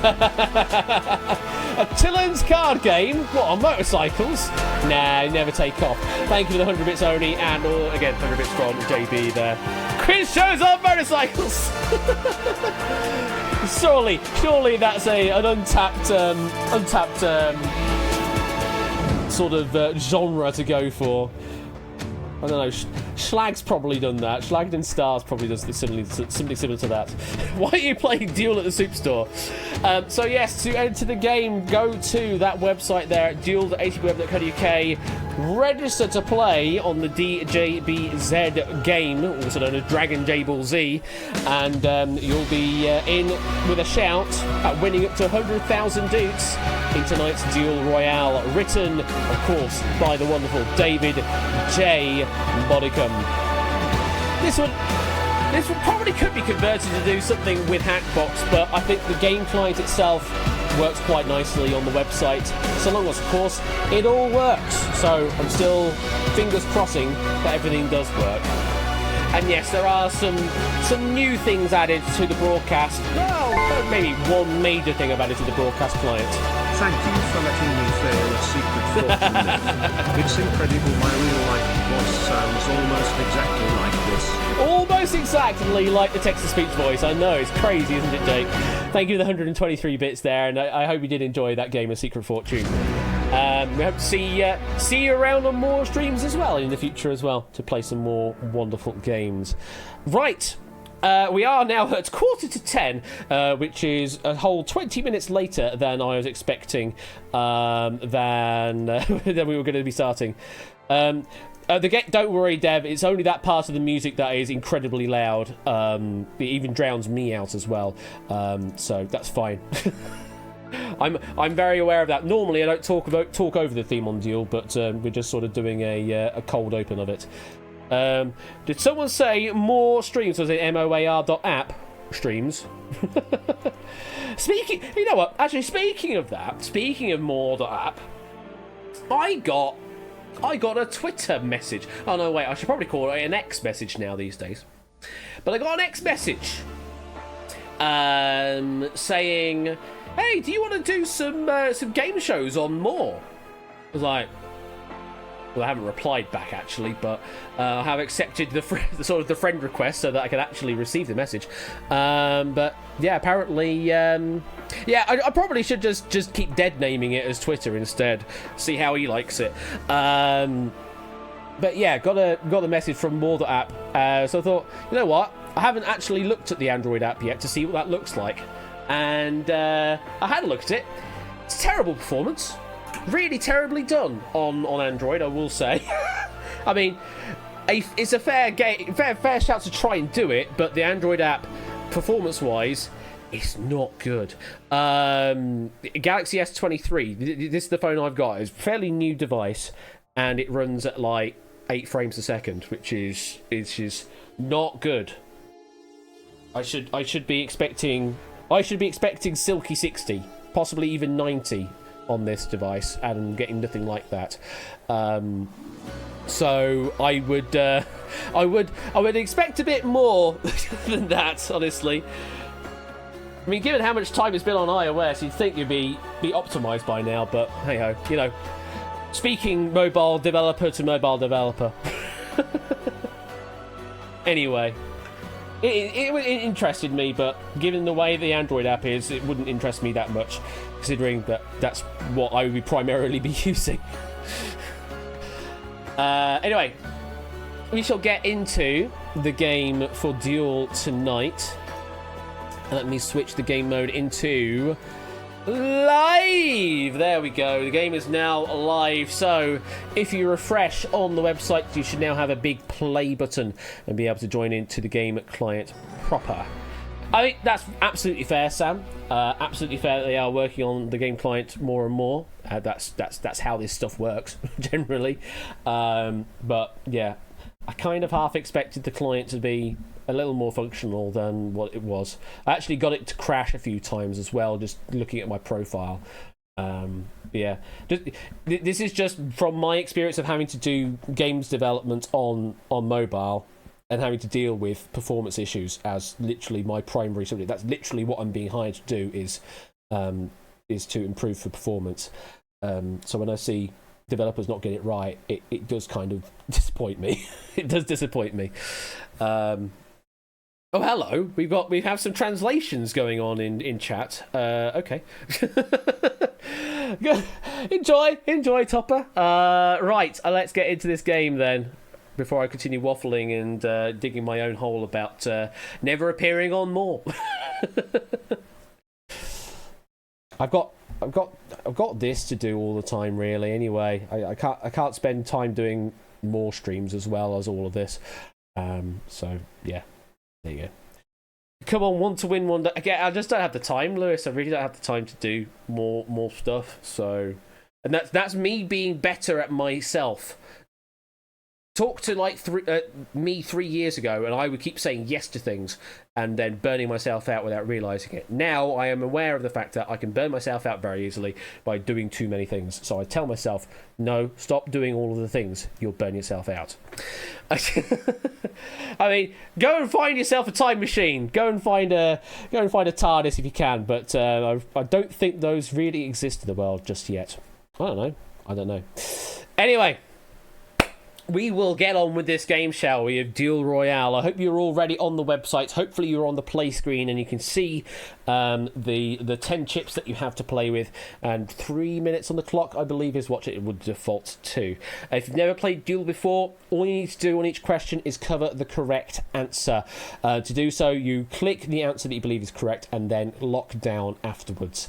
If you don't know what the answer is, then you can spend chips on multiple answers. It's not quite like Million Duke Drop, but yeah, you can spend a chip per answer covering multiple answers. So if you don't know it at all, then you can cover all 4 answers to get you through the question. But of course, you lose chips on any answers that are wrong. So long as you cover the correct answer, you're still in the game. You cover the wrong answer, you are out of the game. You can indeed continue playing after being eliminated. We'll give you a token chip just to see what you would have played had you still been in the game. But for the purposes of final rankings, you will be out. And thank you for the 15-month resub there, Dragon. I appreciate that. Thank you very much. That's probably the only thing I don't really do is the equivalent. Well, no, my dupes are the equivalent of stubs. Anyway, I will stop waffling and let's duel, shall we? As we look at an empty table.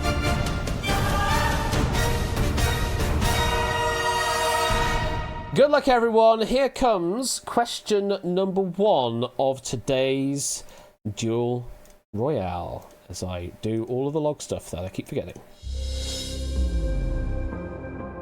Hello, question board. It'd be nice to see you. Where's the question board gone? Well, that's already a good start, folks, isn't it? There you are. Hello. What might the Spanish call a pill with no medical effect that you take on Sundays?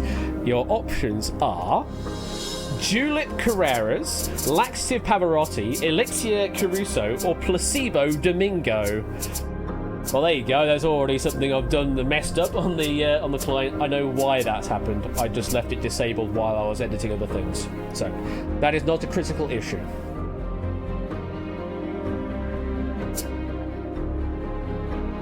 Just one player left to lock in. If we don't get an answer in after all your time has elapsed, then well, that's the end of the game. I can force a lockdown as well if we need to. But I will continue to allow you to answer the question. You don't know how to play, says K-Jobs. Are you on the play screen right now? Do you see 4 answers and a question? No, not Twitch Whisper. It is on the website itself, K-Jobs. Are you registered to play? You are. So on the website itself, you should have a big... There we go. I think we finally got an answer in. Everybody has given me an answer and submitted it. So let's drop the screen, see where you've all played. Okay, so we have 35 chips down on Placebo Domingo and 2 chips each on Elixir Caruso, Laxative Pavarotti, and Julep Carreras. Now, we did say they had 36 in play, but it looks like one of those has already been eliminated. They joined late or something. Then we already have on the left-hand side someone in the eliminated pool, according to what I can see.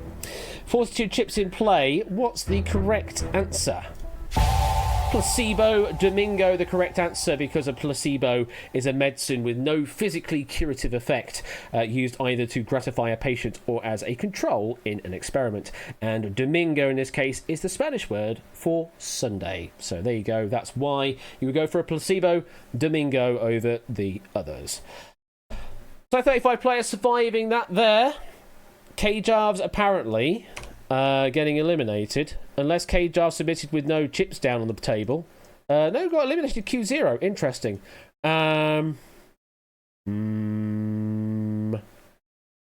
Well, that's going to be a bug I need to hunt. So we need to reset the countdown back again, score. Yeah, not entirely sure why that's happened. Maybe because they weren't on the game screen when the game went live. it should have progressed them to live state at that point. But anyway, there's not much I can do about that. That's as it is right now. We will continue on then to your next question. K-Jarves, unfortunately, you have been eliminated, but you can continue to answer questions with a token chip in play to see how well you would have done. It probably is score, yeah, it probably is. Anyway, we'll continue. Question number 2 is this. If you went to see Quesadilla the musical, which of these would be the most relevant way to review it? The acting was really eggy, the plot was a bit fishy, the music drove me bananas, or the jokes were cheesy and corny. You went to see Quesadilla the musical, which of these would be the most relevant way to review it? Remember, you need to come with the correct answer at a minimum. At least it looks like the other thing I implemented is in. Making it look a little swisher. Not that you can really tell, but for me, I can tell.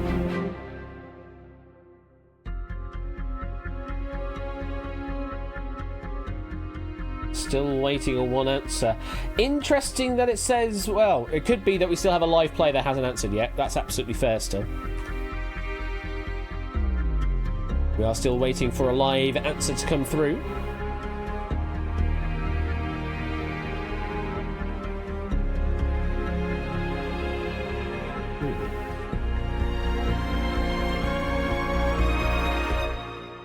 And back round the loop we go.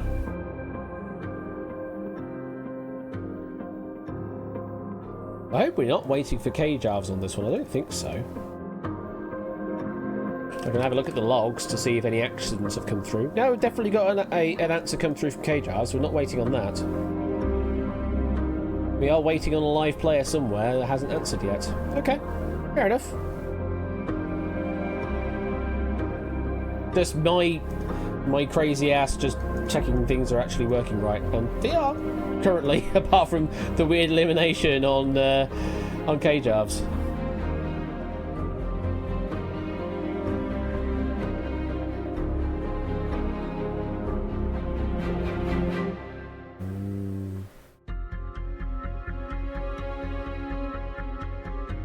Cameramen have gotten bored. A bit like free practice 1 at Spa today. They got a bit bored and kept going for audience shots because it was a bit wet. What, it's you only, is it? Or are you just going for the Belgian?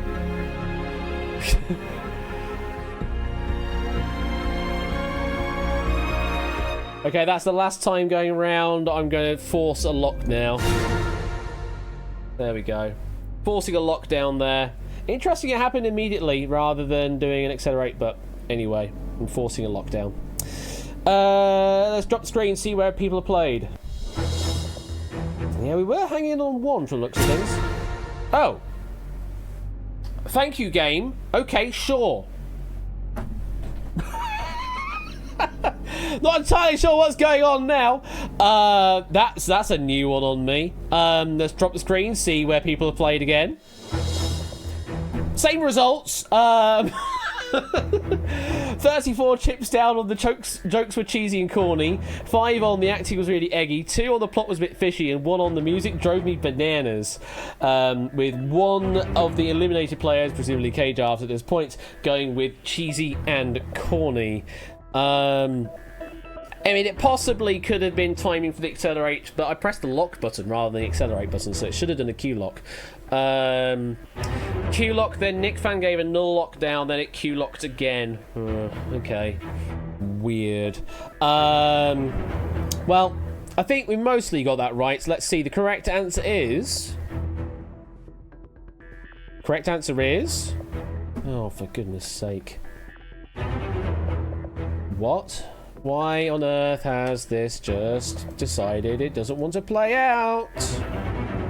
Oh, wow. This really has just completely died on me. What the hell?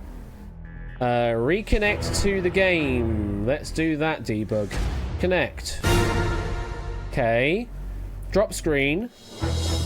Reveal answer. Thank you. At least I can redo it like that, but bloody hell. This seems to be really, really flaky right now. And that, as I say, that means we are resetting the countdown to 0. But yes, traditionally a quesadilla is a mixing dish consisting of a corn tortilla that is filled primarily with cheese. So cheesy and corny, that's what we're looking for there. 34 players surviving, and we lost a few chips to the game. I feel like my unhandled exception joke manifested. It has not resolved. Yeah, let's just close the question. Refresh if it hasn't resolved. It should have resolved. I think this must have been then the server crashed at some point during all of that. Yeah, if some reason you haven't gotten the resolution, it must mean that the server crashed at some point, which. Oh, yeah, I don't like the looks of. I'll look at the logs later, and we will continue on. If you don't see the next question come up, again, F5 to refresh, and it should pop right back up. Question number 3 is this. You've taken your buddy, Narcissus, to the fair. Given his personality trait, where should you avoid if you're in a rush? The log flume, the funhouse, the hall of mirrors, or the Ferris wheel? Well, who cares about Command and R? All about F5. Not Alt and F4 though. Oldest joke in the book, that.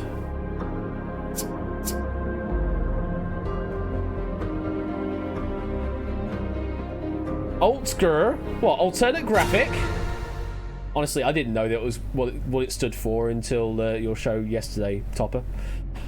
I had no idea it was that. I was like, oh, it's just a great alt. That's what it is.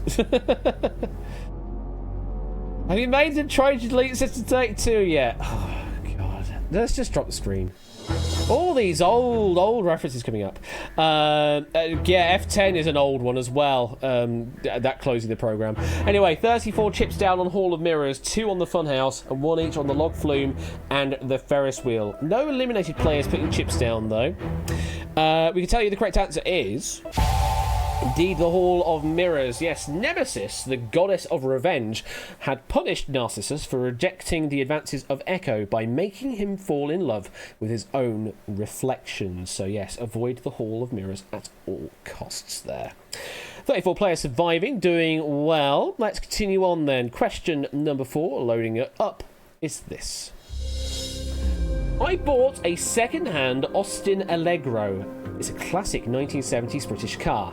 If I was able to make it go faster, then what would be a musically valid way to rename it?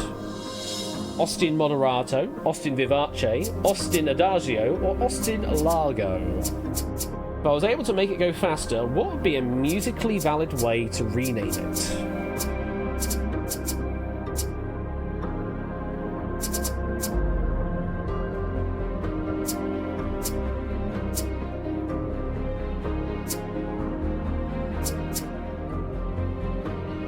Still a few more to answer.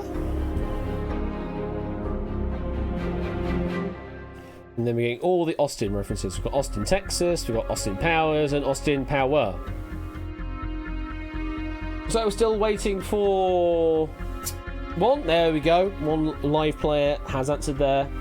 Last few seconds, lock in on everybody else. There we go. 34 players still in the game. Let's drop the screen. Ooh, bit of a split. People don't know their music theory. Coming back again to bite people. What we had, what was it? The number of tones in an octave was the last one where we had a problem. Seems to be people don't know their tempos. You're just not on my tempo. We've got 9 on a Moderato, 26 on a Vivace, 19 on an Adagio, and 13 on a Largo.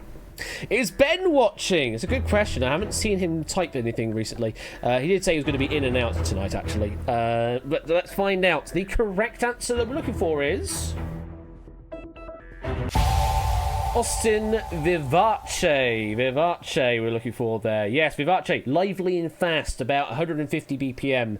And then the others are much slower than that, actually. Well, yeah, much slower than that. Largo is about 50 BPM is broadly is the speed. Adagio, slow and stately at 60. And Moderato, I take moderate speed, moderately speaking, at 90 BPM. Yeah, Vivace was by far the fastest. God, I can't say anything tonight. By far the fastest of the tempos up here, and 26 players still in with a shout here. Let's have a look to see some chip stats. 228 chips still in play, with the best player on 10. And average chips we're looking at, average player has 8.8 chips still in play. So we've had a bit of a split, but still doing fairly well on the whole. Let's continue on. Next question then is this. Which 2001 musical opera features the recurring line, "Dip me in chocolate and throw me to the lesbians"? Is it Rigoletto, Falstaff, La Boheme, or Jerry Springer the Opera? Dip me in chocolate and throw me to the lesbians. Where would you find that?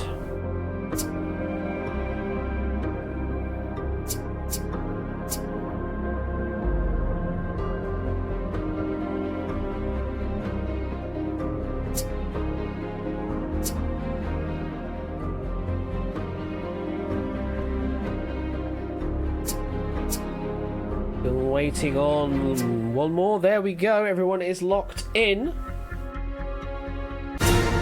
And that there's time. As a reminder, based on the timer you have, when you hit 0, or technically when you fall below 20 seconds, on the next question, you'll be bumped back up to 20 seconds. So if you expend all your time, your next question, you will have 20 seconds on the next question to deal with. So you always have at least a little bit of time, but it's always nice to have more time to deal with on more complex questions. Let's drop the screen, see where you've played. Okay, bit of a split. 25 on Jerry Springer the Opera, 10 on Falstaff, 9 on Rigoletto, and 7 on La Boheme. Looking at the eliminated players, 4 chips down on Jerry Springer, 2 each on Rigoletto and La Boheme, and curiously, no one going for Falstaff, whereas there's 10 chips on the live players on Falstaff. Let's find out. The correct answer is... It is D, Jerry Springer the Opera. Yes, the line is part of the aria entitled "This Is My Jerry Springer Moment." It was written by Richard Thomas and the stand-up comedian Stuart Lee and had a successful run at the National Theatre in London. So yes, Jerry Springer the Opera was the correct answer. Jerry. Very much the case. 25 players still in with a shout. On the clocks, average-wise... I need to take the word seconds out of there. It's 2 minutes and 15 on average per player. But yeah, I've changed that formatting, but forgot to not take the seconds word out. So it's 2 minutes and 15 left on the clock there. On average. Okay, next question then. Going over to... Well, we were actually sort of over on that side of the pond already. But yes, to the States we go with this question. Which is the only triple landlocked US state in that you have to drive through 3 states, Canadian provinces, or Mexican states to reach an ocean? Is it Kentucky, Nebraska, Utah, or Oklahoma?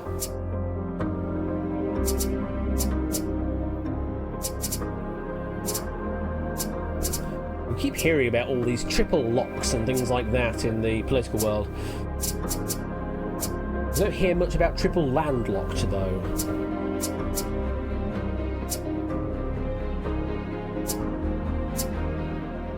Which is the only US state they have to drive through 3 different US states to reach an ocean?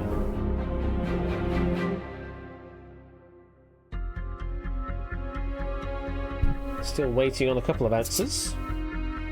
And there we go. All in. 25 players still in with a shout here. Let's drop the screen. So 22 believe the answer is Nebraska. 8 each on Utah and Oklahoma. And 7 chips on Kentucky. over on the eliminated side. There are 7 chips down on Nebraska, 1 each on Kentucky and Oklahoma, and Utah is left clear. Both sides seem to agree on Nebraska here. The correct answer is Nebraska. Absolutely the correct answer. So Oklahoma and Kentucky, they are singly landlocked. For Oklahoma, you drive south through Texas to the Gulf of Mexico. For Kentucky, you drive east to North Carolina to the Atlantic. Utah is doubly landlocked, so you would drive west through Nevada and California to get to the Pacific. Whereas Nebraskans, they can drive to the Pacific Ocean through Wyoming, then Idaho, then Oregon, as an example there. So, Nebraska, the correct answer, 22 surviving the question. Of those 22 players, the best player still has the full complement, and the average player down to 7.3 chips on average now, with a total of 160 chips still on the table. Okay, doing well. We need to start ratcheting up the difficulty, though, somewhat, so have a think about this one. You're having a Swedish coffee and cake break with a singer of Grace Kelly. What are you doing? Are you having a Sleck with Beck? Are you having a beer with Sia? Are you having a talk with Bjork? Or having a fika with Mika?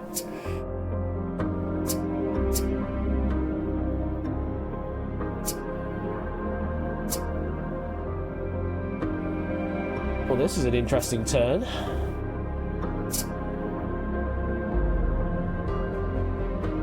Love getting an easy one straight after getting knocked out, says Tupper. Ah, hate to see it. You're having a gourd with Lord.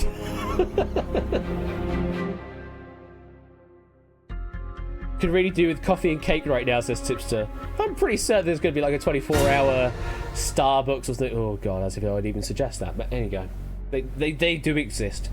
22 players surviving. Drop that screen. Okay, so with 22 surviving, maximum we've got on an answer is 19, so another minimum 3 players getting eliminated on this question. 19 on Fika with Mika, 4 on a beer with Sia, 3 on Talk with Bjork, and 2 on Sleck with Beck. Over on the eliminated side, there are 8 chips on Fika Mika, 2 on Talk Bjork, 1 each on Sleck, Beck, Beer, Sia. Let's find out, shall we? So, in Swedish, the word talk, with Bjork there, means dryer. A beer means bee. And a sleck means lick. Therefore, the correct answer is a fika with Mika. Fika there presumably being the coffee and cake. Yes, fika is a Swedish concept of having a catch-up with a friend over a slice of cake and a cup of coffee. So it's sort of just the general concept of doing that thing is a fika. And one would do that potentially with Mika if you wanted to do some rhyming couplets. 19 players surviving the question. Of those 19, the best player still has the full complement. Average chips in play, still on 7.2, so not much shifting going on there, although we did lose 3 players in that exchange. 1 minute 56 left on the average clock for the average player as well. Okay, still doing well out there. Average of 7.2 chips per player. Your next question is going to be this one. If Toot wanted to experience modern films for a change, I know there's a wild concept, what is the most appropriate hat that they should wear for the Barbenheimer double bill? Is it a cobalt beret, a carnation fedora, an ochre Homburg, or a teal bowler?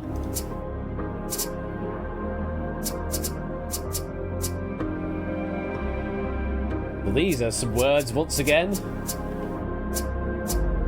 I haven't seen either film yet.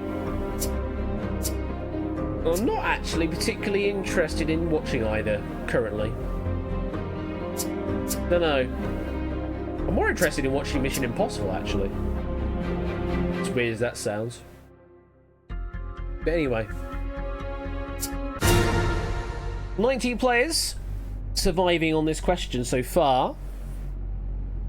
Let's see where those players have gone. Okay, no one's gone for the beret. No one for a cobalt beret. 18 players for a carnation fedora. 6 for an ochre Homburg, and 2 for a teal bowler. Over on the eliminated side, 10 going for the carnation fedora, seemingly agreeing in the majority. 3 for the ochre, and nothing for cobalt and teal. So I'm guessing we're sort of looking here at a colour comboing with a particular style of hat. So maybe if you know half of it, you might be able to work it out. The correct answer we're looking for was a carnation fedora we're looking for there. So yes, Barbenheimer is the sort of the phenomenon of the week of the films Barbie and Oppenheimer being released on the same day of the 21st of July 2023. In order to wear something pink for the Barbie film that looks something like that Robert Oppenheimer would wear, then you should wear the carnation coloured fedora to match both aesthetics. Oppenheimer was known for wearing wide-brimmed hats, and the one that Cillian Murphy, appreciate the pronunciation there, Cillian Murphy wears in the film is somewhere between a fedora and a pork pie hat. It's nearly that, but yeah, it's the closest we can get. Ochre being yellow, cobalt being blue, and teal being green-blue there. So yes, carnation fedora, the best answer to go for, and 18 players finding that. Of those 18, how are we doing on the chips? Oh, we have gone down to 9 dots chips on average per player there. And all the chips on the table, 125 chips left on the table there after that question. Okay, here comes the next question, which is going to test everything right now. I am bracing for things to go wrong on this particular question. This is the one that was going to test the mettle of things, not what happened on question 1 and 2.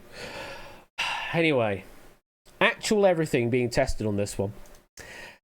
And the question's this. Which of these best represents a 1971 mascot that has been described by McDonald's as the embodiment of a milkshake? Is it that, or that? And I'm hoping they appeared on your screen properly.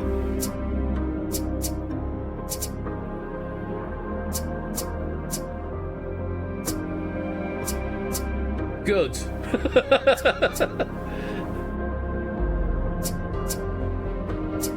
Which of these best represents a 1971 mascot that has been described by McDonald's as the embodiment of a milkshake?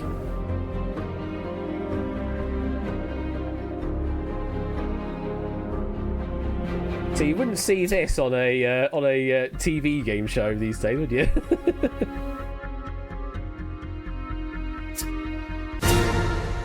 Only because the licensing costs for this particular thing is ridiculous.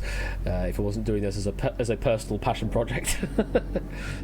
Yeah, can't work out what the emoji are. Why don't emoji have alt tags on Twitter, etc.? Well, it's supposed to be able to be a pictorial representation of what they are. Though the emoji for triumph is one that a lot of people get confused by. It's more of a Japanese thing. Tom Scott's done a video about it. He's the expert on emoji. Dropping that screen, and we shall see 18 chips on B, 5 on A, 3 on C, and 2 on D. On the eliminated side, we have 9 chips on B and 4 on A. Well, I can reveal that the correct answer is B, because that is an emoji representing grimacing. Therefore, we're sort of referring to the character known as Grimace, who was originally introduced as Evil Grimace, who stole people's milkshakes like how Hamburglar stole the burgers. In June of 2022, McDonald's celebrated Grimace's 52nd birthday with a limited-time purple milkshake, which then became a viral trend. 2022? Well, certainly a viral trend this year around on the TikToks, my God. It got over 1 billion views on TikTok with them all doing the Grimace milkshake thing. Other McDonald's mascots of the past include the Fry Kids, Birdie, the Early Bird, and Mayor McCheese. So yes, 18 representing the Grimace, and unfortunately, I'm way too late to do any of the TikTok trend, and I'm nowhere near as creative as many Gen Z people, clearly. So happy belated to their Grimace, and hopefully I'm okay. 18 players surviving. Of those 18 players, 115 chips left on the table. Best player still doing the full complement of 10, and on average 6.4 chips per player currently on the average. Okay. Moving on to the next question. Oh, God, this question. Oh, this is a doozy. Have a read of this. If a deep pan pizza of depth A had a volume of pizza, i.e. pi x z x z x a, what does Z represent? Is it surface area, circumference, diameter, or radius?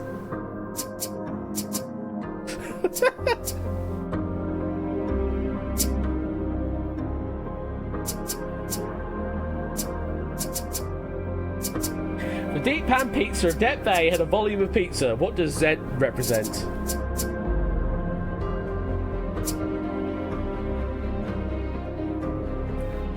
So good. So good.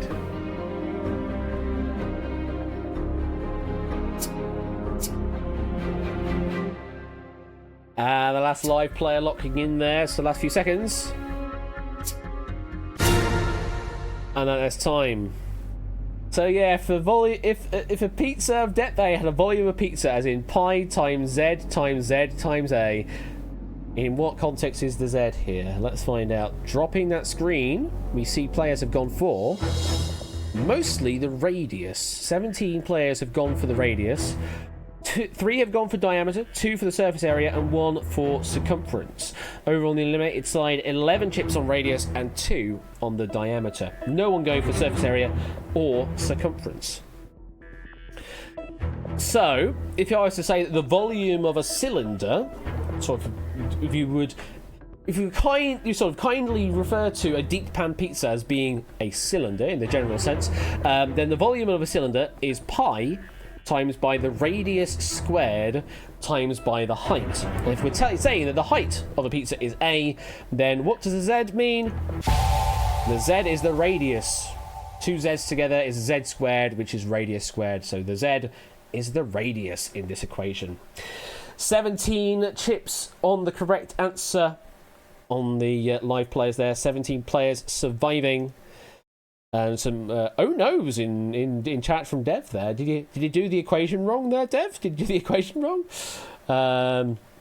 Hope you weren't going for trying to do like a sphere or something. That's like 4/3 pi r cubed is a sphere. How is the best player doing? Still with a full complement, still doing very well. There are 109 chips left on the table, and 6.4 is the average per player right now. No, you're good. Oh, you had 2 pi r in your head, but that's not. Yeah, 2 pi r is to do with the circumference thing. Yes.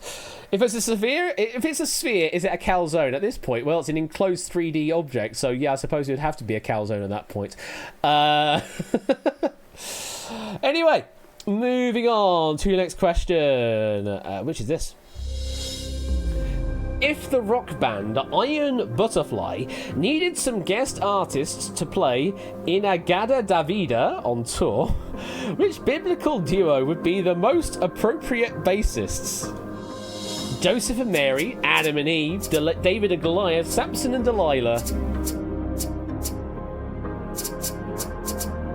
Oh, goodness me.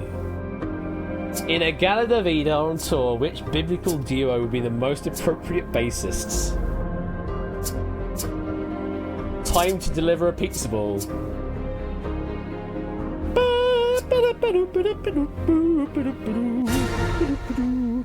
Sort of rolling it along. Like some sort of Sisyphean pizza thing. Anyway, let's just drop the screen, shall we? 16 chips on Adam and Eve, 6 on David and Goliath, 4 on Samson and Delilah, 3 on Joseph and Mary. Over on the eliminated side, bit harder to work out where the majority is going here. So the slight majority on Adam and Eve with 6, then Samson and Delilah on 5, 3 on David and Goliath, just the 1 on Joseph and Mary. Well, I can tell you then that the correct answer for this question, when I actually look at the right question on my notes, is...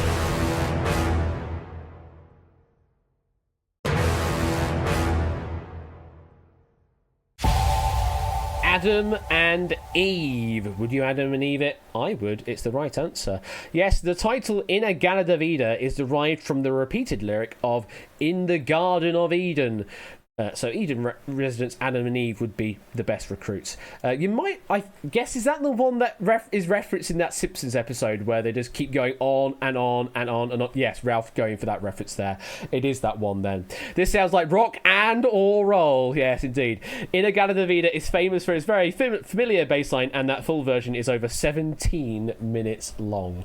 That's a hell of a sermon. That was a great Simpsons episode. God, it's such a long time ago, that episode as well. 16 players got it right. Well done to you. On average, 6 chips per player. Best player? Still with a full complement in hand. Very well done. Got some very strong knowledge out there.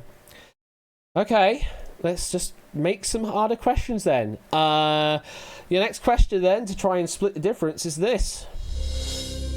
Hey, sweetie, let's test our sexual chemistry by telling me this. Which of these words cannot be spelt out using chemical element symbols alone? Vagina, schlong, testicles, or crotch? No sniggering in the back. Which one of these words cannot be spelled out using chemical element symbols alone? Vagina, schlong, testicles, or crotch? No sniggering in the back.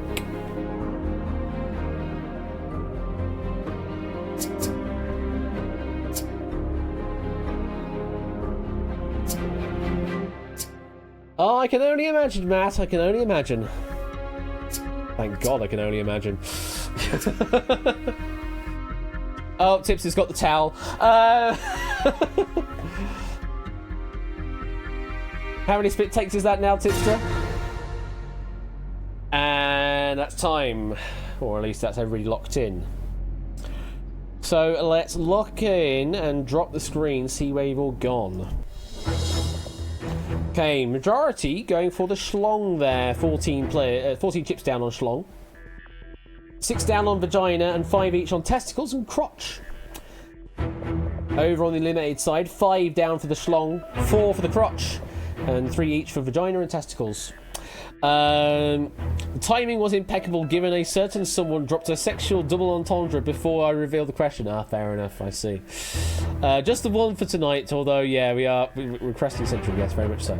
So, majority going for the schlong. Of course you would do, wouldn't you? The correct answer is...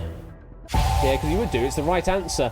Schlong is the correct answer. There is no G or NG element, so it's not possible to spell with chemical element symbols. The others, though, for vagina, you can go with vanadium, silver, iodine, sodium for VAGINA. For testicles, you can go with tellurium, sulfur, titanium, chlorine, and einsteinium for TESTICLES. And for the crotch, you can go for chromium, oxygen, technetium, and hydrogen for CrOTCH. There you go. That's all you need to know on that. Apparently, you always go for the schlong. There's your lesson for tonight, folks. 14 players are still in the game. How are those 14 players doing? We have 74 chips left on the table. Wouldn't it have been nice if there were 69 left on the table? But no.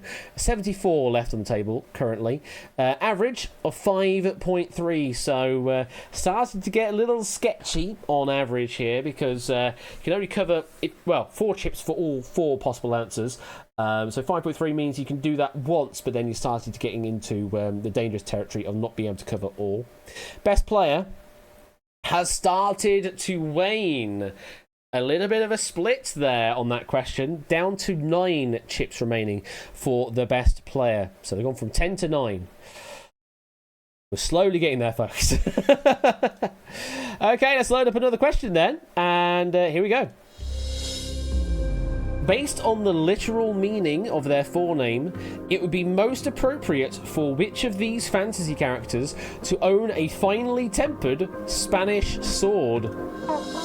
Conan the Barbarian, Bellatrix Lestrange, Lyra Belacqua, or Bilbo Baggins? It would be most appropriate for which of these fantasy characters to own a finely tempered Spanish sword?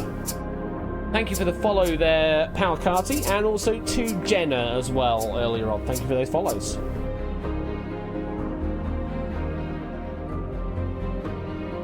Two chips in 20 seconds, oh lord, says Dev. You're already at that critical point, I see. Still someone live in play, hanging on though, here. Using some thinking time.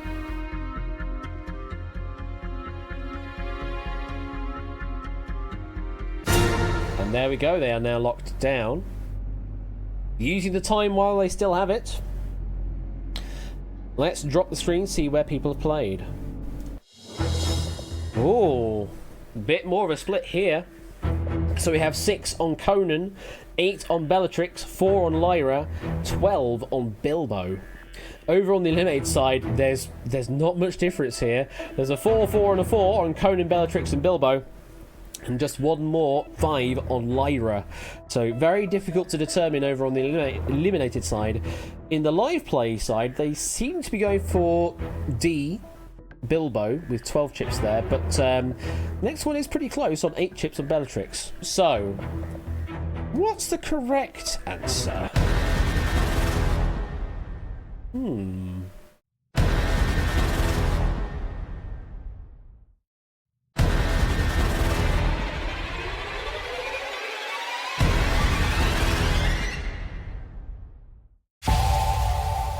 It is Bilbo Baggins. The majority were right in the live players there. So a Bilbo is a sword known for its temper and elasticity. Dating back to the 1590s, it is named after Bilbao, a town in northern Spain where swords were made. Bilbo's actual weapon was an elven short sword called a sting, which was discovered in a troll hoard.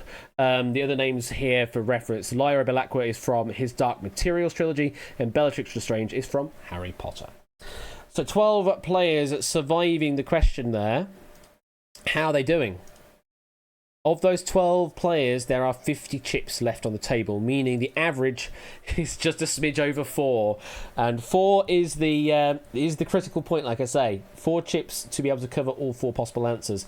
Any less than that, and you're starting to worry. So we're starting to get into the danger territory, though. How's our best player doing?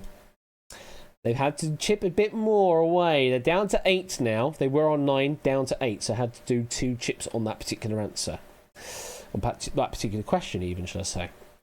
But still fairly dominant in the game, given that the average is 4.2. How about the time? Yeah, there's not much time left on the clock, though. 33.6 on the average clock for our remaining 12 players. So starting to get into that top-up territory across most players. Dev's going, 1 chip left, boys. I mean, that's entirely up to you to despoil that information or not. You could be completely lying through your teeth and have 8 chips right now. We don't know. Let's find out as we move on to the next question, which is this. Due to the band concerned, which rock classic would be most appropriate to use as a backing track for the Roblox game with enemies called Rush, Screech, and Hide? Is it You Really Got Me, Here Comes the Sun, Paint It Black, or Light My Fire?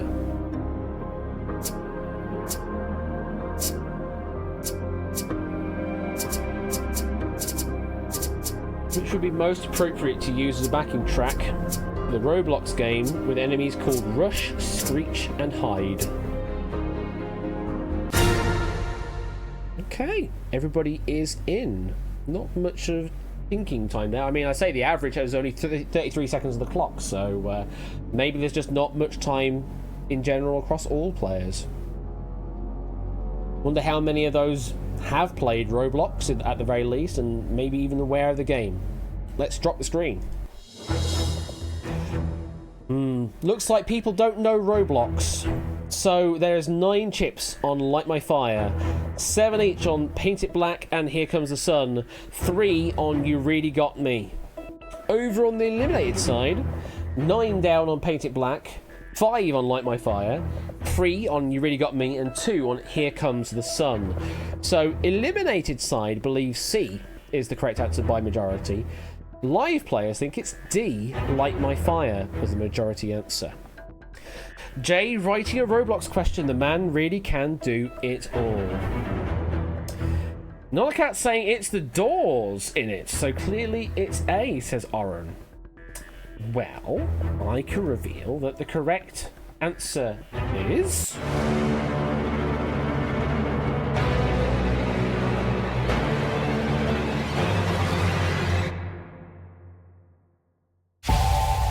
D.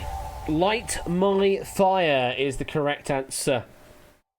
It is doors. It is a Roblox game where the player has to open 100 doors while enduring various jump scares and avoiding monsters with different damaging effects. Light My Fire was the most famous hit of The Doors, an American rock band formed in 1965 with Jim Morrison on vocals. So there is the connection. It's the game Doors with the band The Doors to make it Light My Fire. 9 players surviving the question. How's the best player doing? Oh, had to use even more chips there. Down to 6 now in play. 6 chips left in the game. Did we lose my audio? No, I'm still emitting audio, I think. Best player still has six chips remaining. There are 27 chips left on the table for 9 players, meaning the average is 3. The average chip count per player for our 9 players is 3. So now into the very scary territory. Of course, the best player, though, has 6, so does have double that amount. So has the luxury of covering all answers and still being able to survive at least a little bit after that. Okay, we're really getting into it now, probably into the critical part of the pack. Continuing on, here's your next question. As written on its state's flag, what is the only US state that has an official state motto in the Spanish language? Is it Maryland, Montana, Alabama, or California? As written on the state flag, we shouldn't be putting words on flags, we should know by now. But either way, what's the only US state that has an official state motto in the Spanish language? Everyone has locked an answer down, probably being forced to from the looks of things. There seemed to be a big rush at the end to put an answer down, so I think everyone's starting to get into 20-second time, to where it gets really interesting. 9 players surviving with 27 chips left in play. How many chips are on the table? Oh, I can't do maths. So there's 39 chips in play because, of course, we're counting eliminated players in that count. There are 7 chips on Montana, 5 on California, 3 on Alabama, 2 on Maryland. And the eliminated side, 11 on Montana, 5 on California, 3 each on Maryland and Alabama. So of the 27 live chips in play, we have 17 of those 27 chips. I believe that's the maths on that. Majority believes Montana on both sides of the board. We had 9 players coming into this. At most, 7 will be surviving this question. We could be having as few as 2 surviving this question, though, if the correct answer is Maryland. Let us find out, shall we? The correct answer is...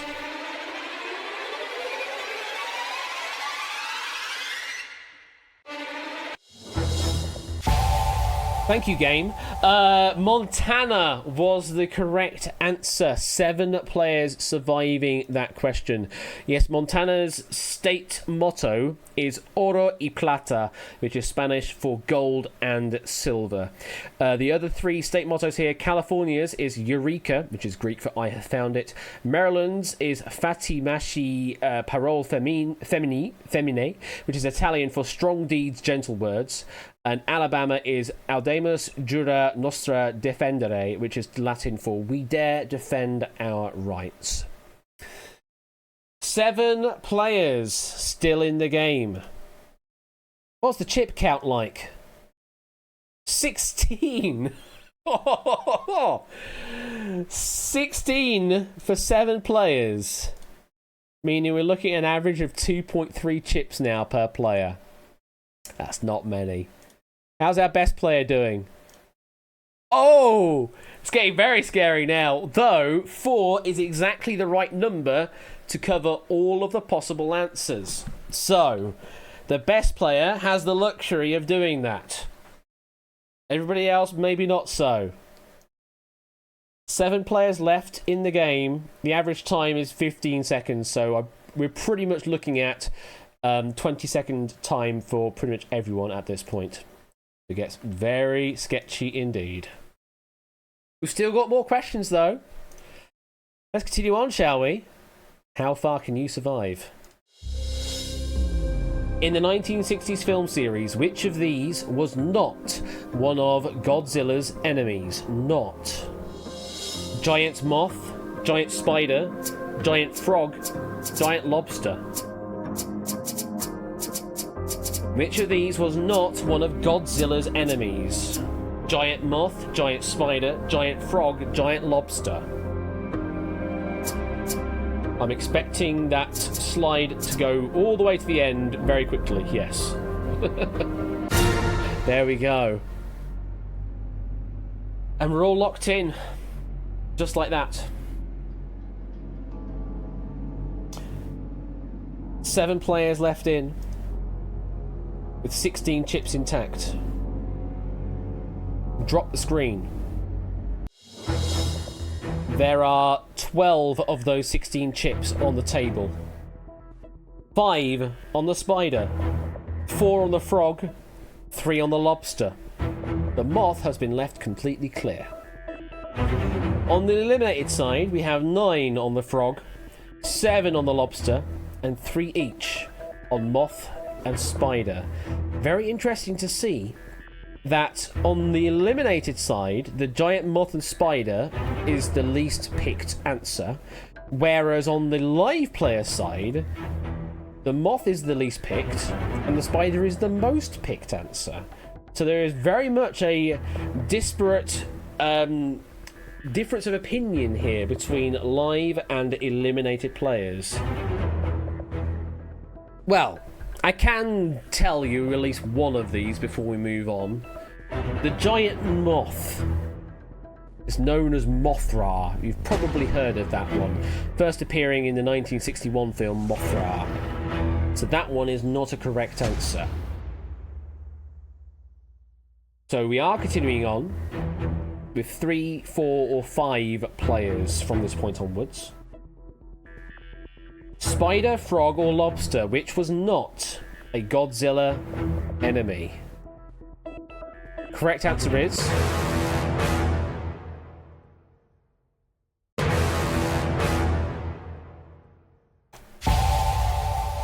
frog. Giant frog was the correct answer. So the giant lobster is known as Ebirah, who first appeared in the 1966 film Ebirah Horror of the Deep, the aforementioned Mothra of the moth, and then the giant spider is Kumonga, who first appeared in the 1967 film Son of Godzilla. Kumonga was the giant spider. There has not been, as of yet, a giant frog in the Godzilla's enemies list. We are down to 4 players on that question. What's the chip count like? Not looking good. 8. For 4 players, there are 8 chips left. And the best player has 3 of those 8. So the average, of course, is 2, but the best player has a slight advantage over that with 3. You can do the average, can you, Rune? I bet you can. So, 4 players left in. Wishing you all the best of luck as we go into this final quarrel, as people do the permutations of what the combinations of chips can be. Next up is this. Which of these was not, I repeat not, eaten by Ms. Pac-Man in the 1982 arcade game of that name? The Pyrus Communis, Malus Domestica, Cucumis Mello, or Fragaria Ananassa?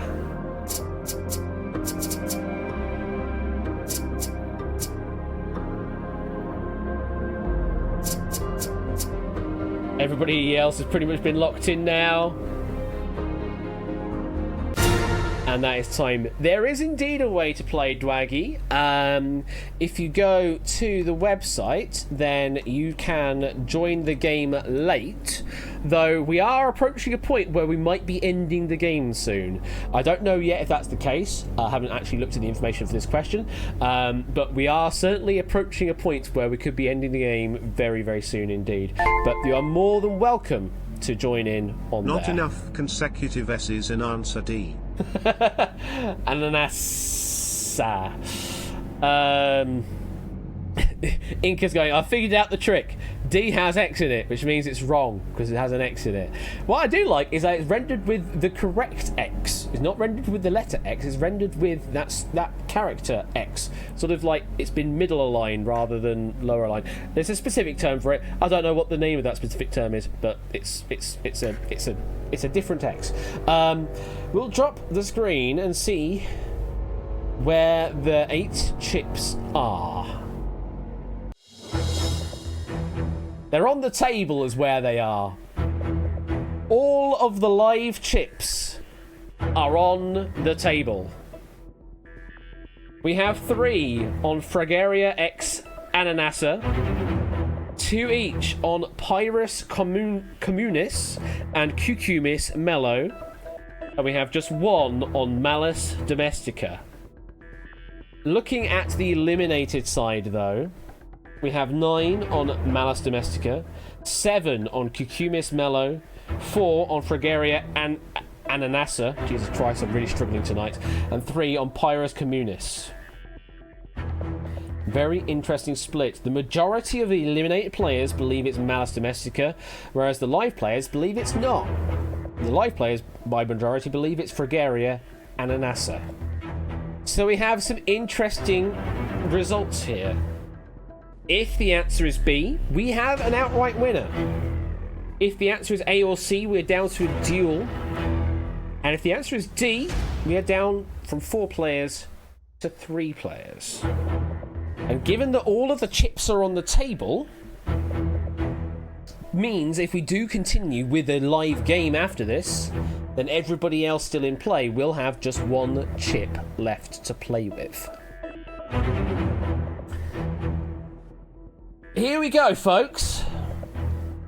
Correct answer is...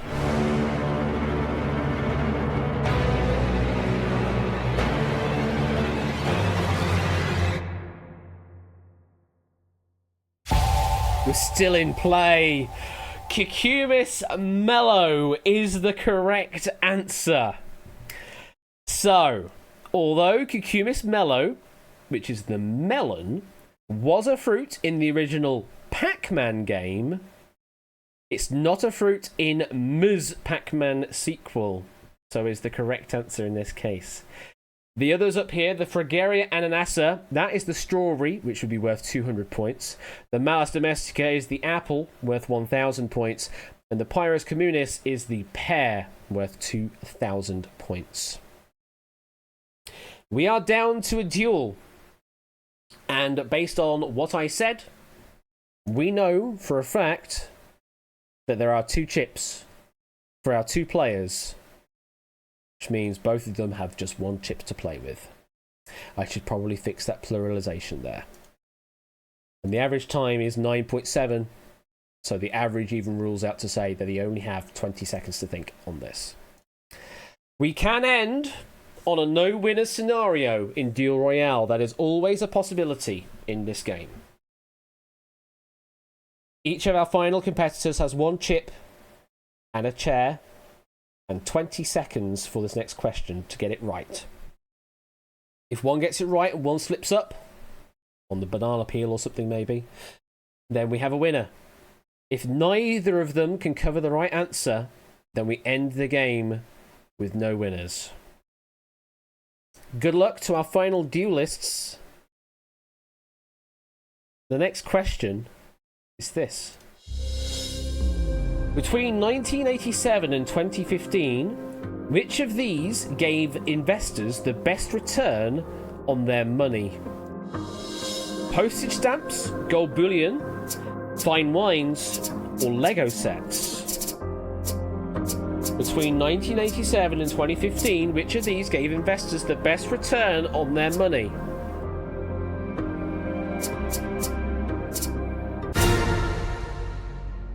And they're in. 2 players are in. But where have they played? Have they agreed on an answer? Have they gone different ways?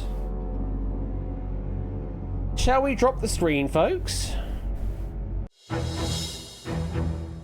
They have gone different ways. So, we have 3 scenarios here. Scenario 1. The correct answer is B, and whoever has covered B is the winner. Scenario 2. D is the correct answer. Whoever covers D is the winner. And scenario 3. If A or C is the correct answer, then we have no winners tonight on Duel Royale. Interesting information on the left-hand side there. 16 chips. That is a massive majority at this point in the game, believing the answer is Lego. 4 chips each on postage stamps and fine wines. And 2, just 2, on gold bullion. Possibly emboldening whoever went with option D in the live players here, thinking, oh, I've got this. Everybody else thinks it's Lego. Therefore, I'm the winner.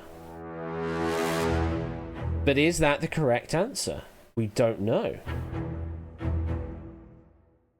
The correct answer is...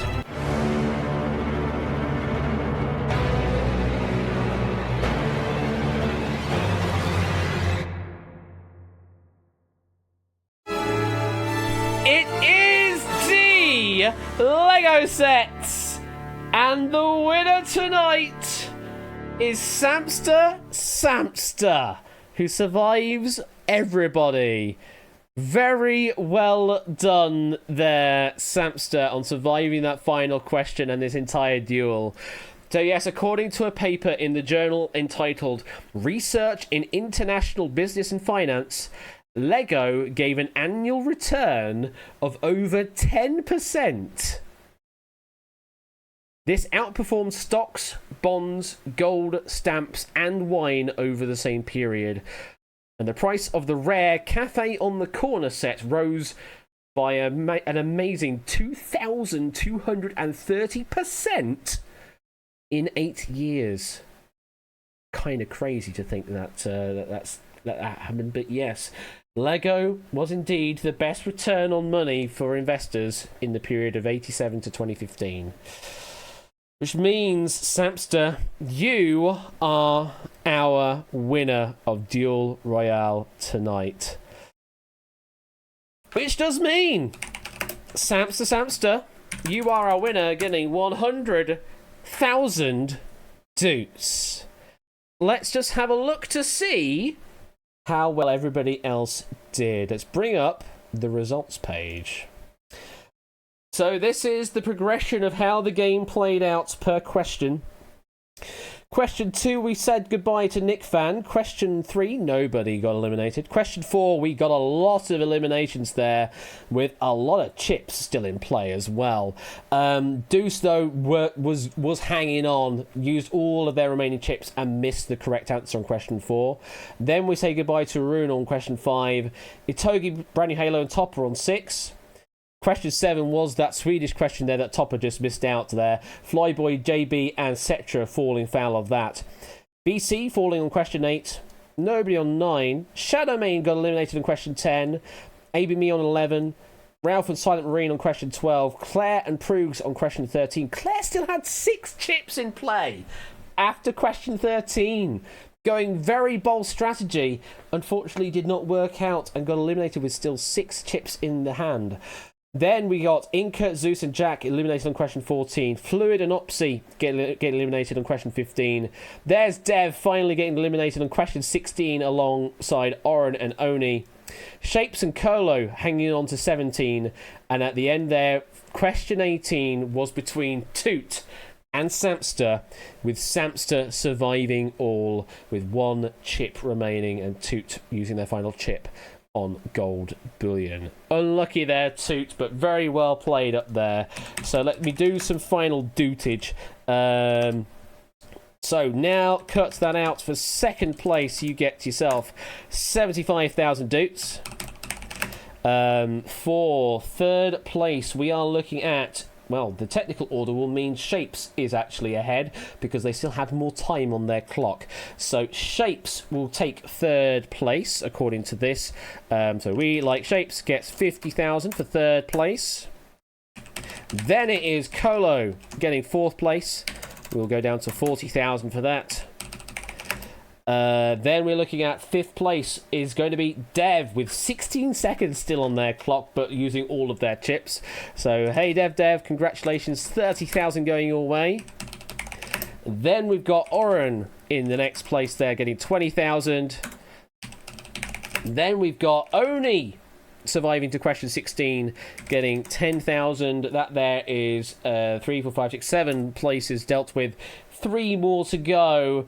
So we've got Fluid, Opsy, and an Inca getting the final chips. So, or final doots, should I say. Fluid Fernando getting themselves 7,500 doots.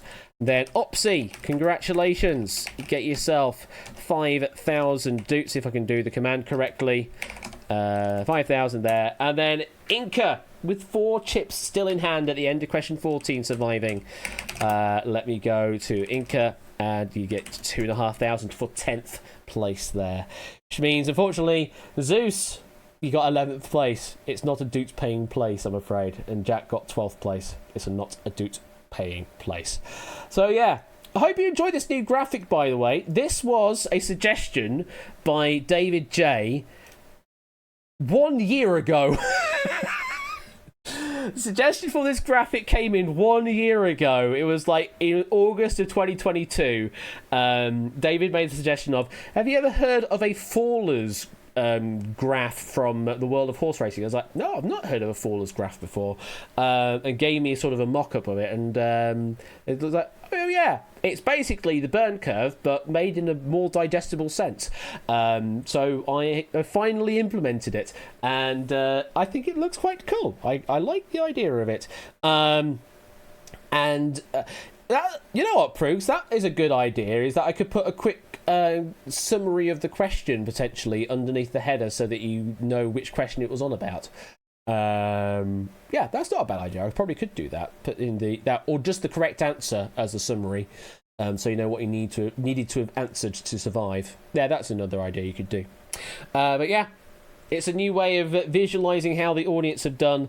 I want to prettify it a little bit more, like have it animate in rather than just have it appear and then me scroll it like this. I mean, having the individual scroll control is going to be nice for me to do, but to have them sort of slide themselves into place would look a little spisher. But I thought, make sure the tech works first before adding in all the niceties, because of course other things broke this evening that I'll need to have a look at now instead. But yeah, hope you enjoyed that.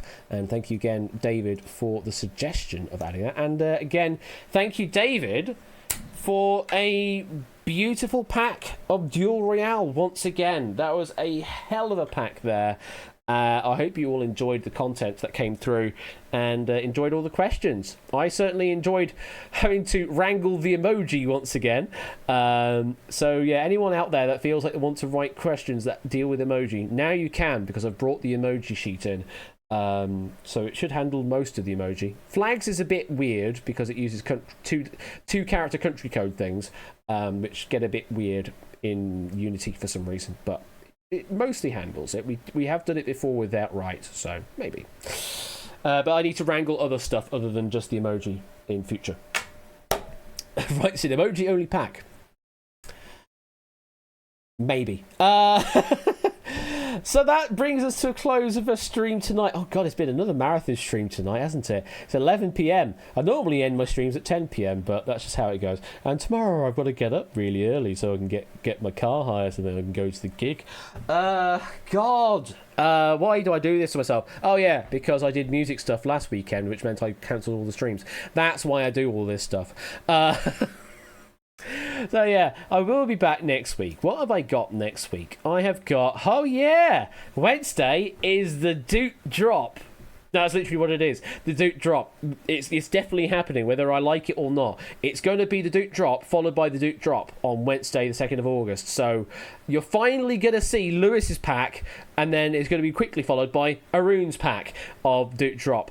That is happening Wednesday, 2nd of August, whether I like it or not. It's definitely happening.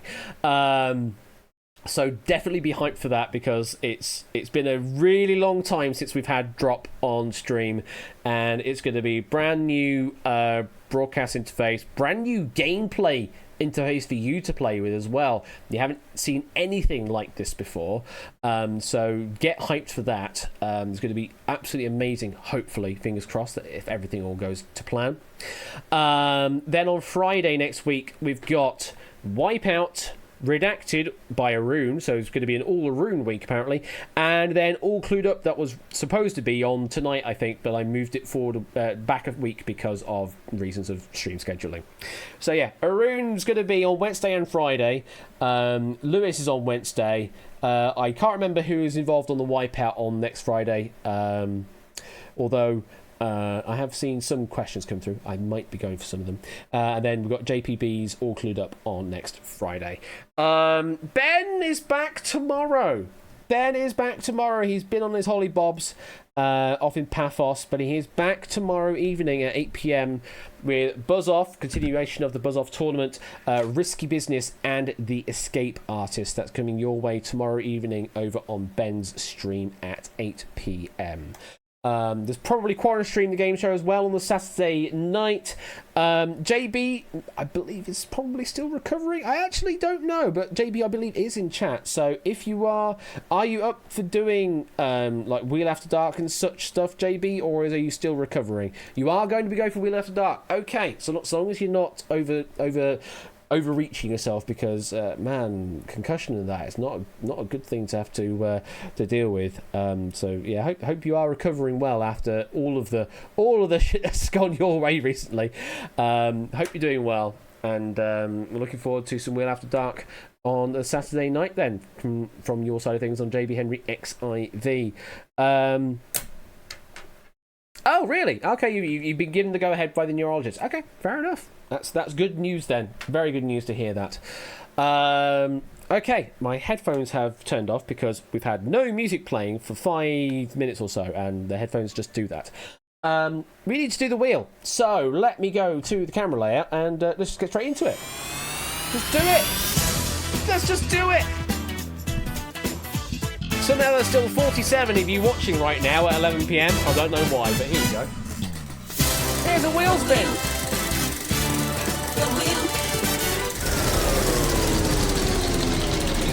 So to close the stream off tonight, we are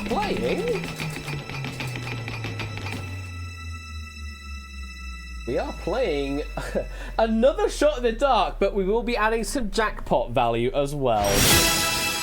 So we're doing another shot in the dark, folks. So professional me on Wednesday had a question ready. Professional me on Friday did not have a question ready, and neither do I have the software ready. So give me a moment, please, while I figure myself out and get me a question for Shot in the Dark. So one moment, please, and I need to get Pretzel playing some music again as well. So shall I go for this one? No, I don't like that question. Let's go for a different question. Go for somewhere in the middle of the pack. Firing up the vamp timer, Rash. Very much that, Puzzle, yes, very much that. So let me see, what have we got? Sure, we'll go with that question. So let me type that in to the software. Which is all sorts of difficult to get to now, but I need the actual question.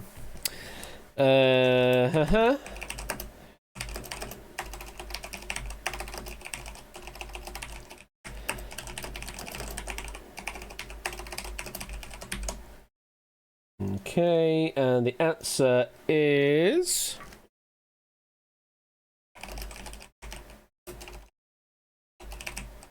we'll go with that. Okay, get the software running, and then we will activate it on stream. I mean, the marble runs are still on the wheel. Look, it's there, and it's there, and it's there, and it's there, and it's there. So it's on the wheel. We just haven't hit it for a while. It's just the way the wheel R&D has gone. So let's bring the Unity capture on, and the usual rules for Shot in the Dark. Whisper, please, to Quizbot 3000 what you believe the correct answer is to the question, and whoever is closest gets themselves, in this case, 10,000 doots. So the question for you to consider is the following. If I can find my descriptor, here we go. Here's your question. How long did the longest ever game of Monopoly last? That is the question. How long did the longest ever game of Monopoly last? According to Hasbro themselves. In what units? Give me some units. I'm not going to say again. Just give me some units in your answer.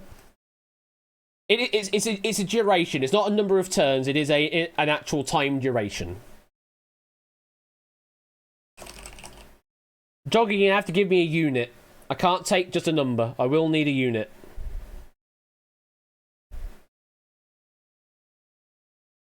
No, I can't take it's still going as a valid answer because there is a finite number I have here on my card.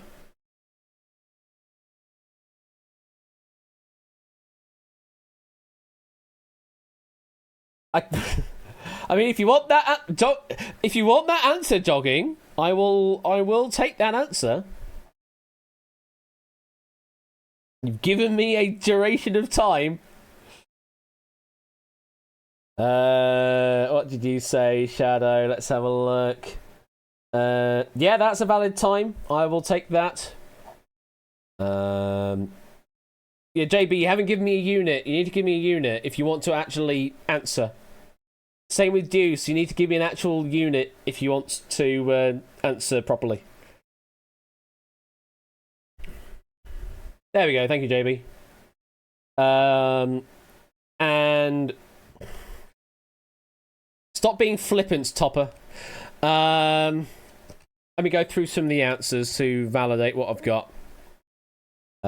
So, who is close? Oh, I'm going to have to do math. I'm actually going to have to do some math on this one because the answer they provided doesn't help. Actually have to do math on this. Okay, so it's that. Right, okay.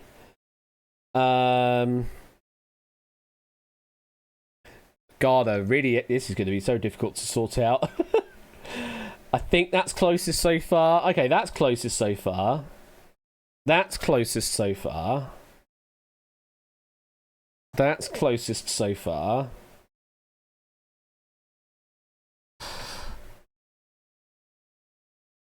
That's not closest. Okay. God, I really have to think about some of these. That is not closest. That isn't. That isn't. That isn't. That isn't. No, that isn't. Oh, actually, no, it is close. Not close enough, though. Okay. Last few seconds to get an answer in. And then we're closing.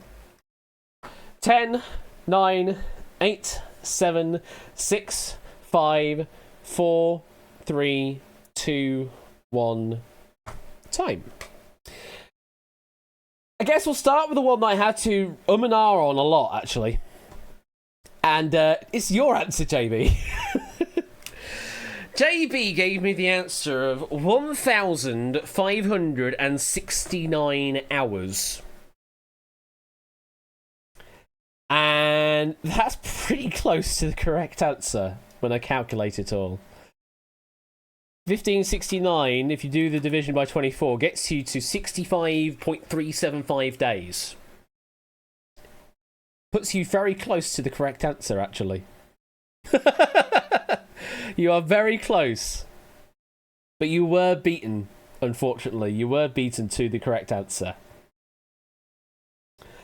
Who was next closest? I believe next closest would have been Oren. Yes, Oren Mistarel. You went with a nice answer. You went with 69 days. You are closer. But you're not the closest. You were beaten by 1 day.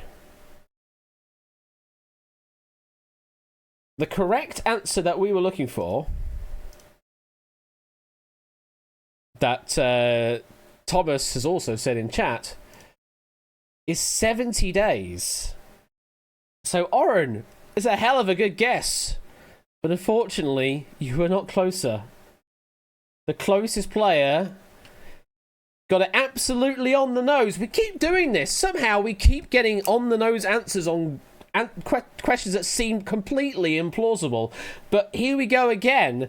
And our winner this time, on the nose with 70 days, is Tadaru. Congratulations. Getting 10,000 doots for that. You knew it straight up, did you? Okay, fair enough. It seems like one of those things you wouldn't know, but, well, people wouldn't generally know, but yeah. That's kind of crazy. JB's random guess of 1569 was only 5 days out. Oren went with a nice guess, was 1 day out. And Tadaru got it right on the nose. Well, that means 10,000 goes to you, 10,000 goes to the jackpot. 10,000 to the jackpot means that adds up to 210,000 now on the jackpot wedge. For whenever we hit that next. So we have hit it already in Season 12. We might hit it again in future. But that there is the end of the stream tonight. I hope you enjoyed it. Enjoy the rest of your weekend. And I will see you next week for Doot Drop. Because it's definitely happening. Doot Drop is definitely happening. Take care. And I'll see you soon.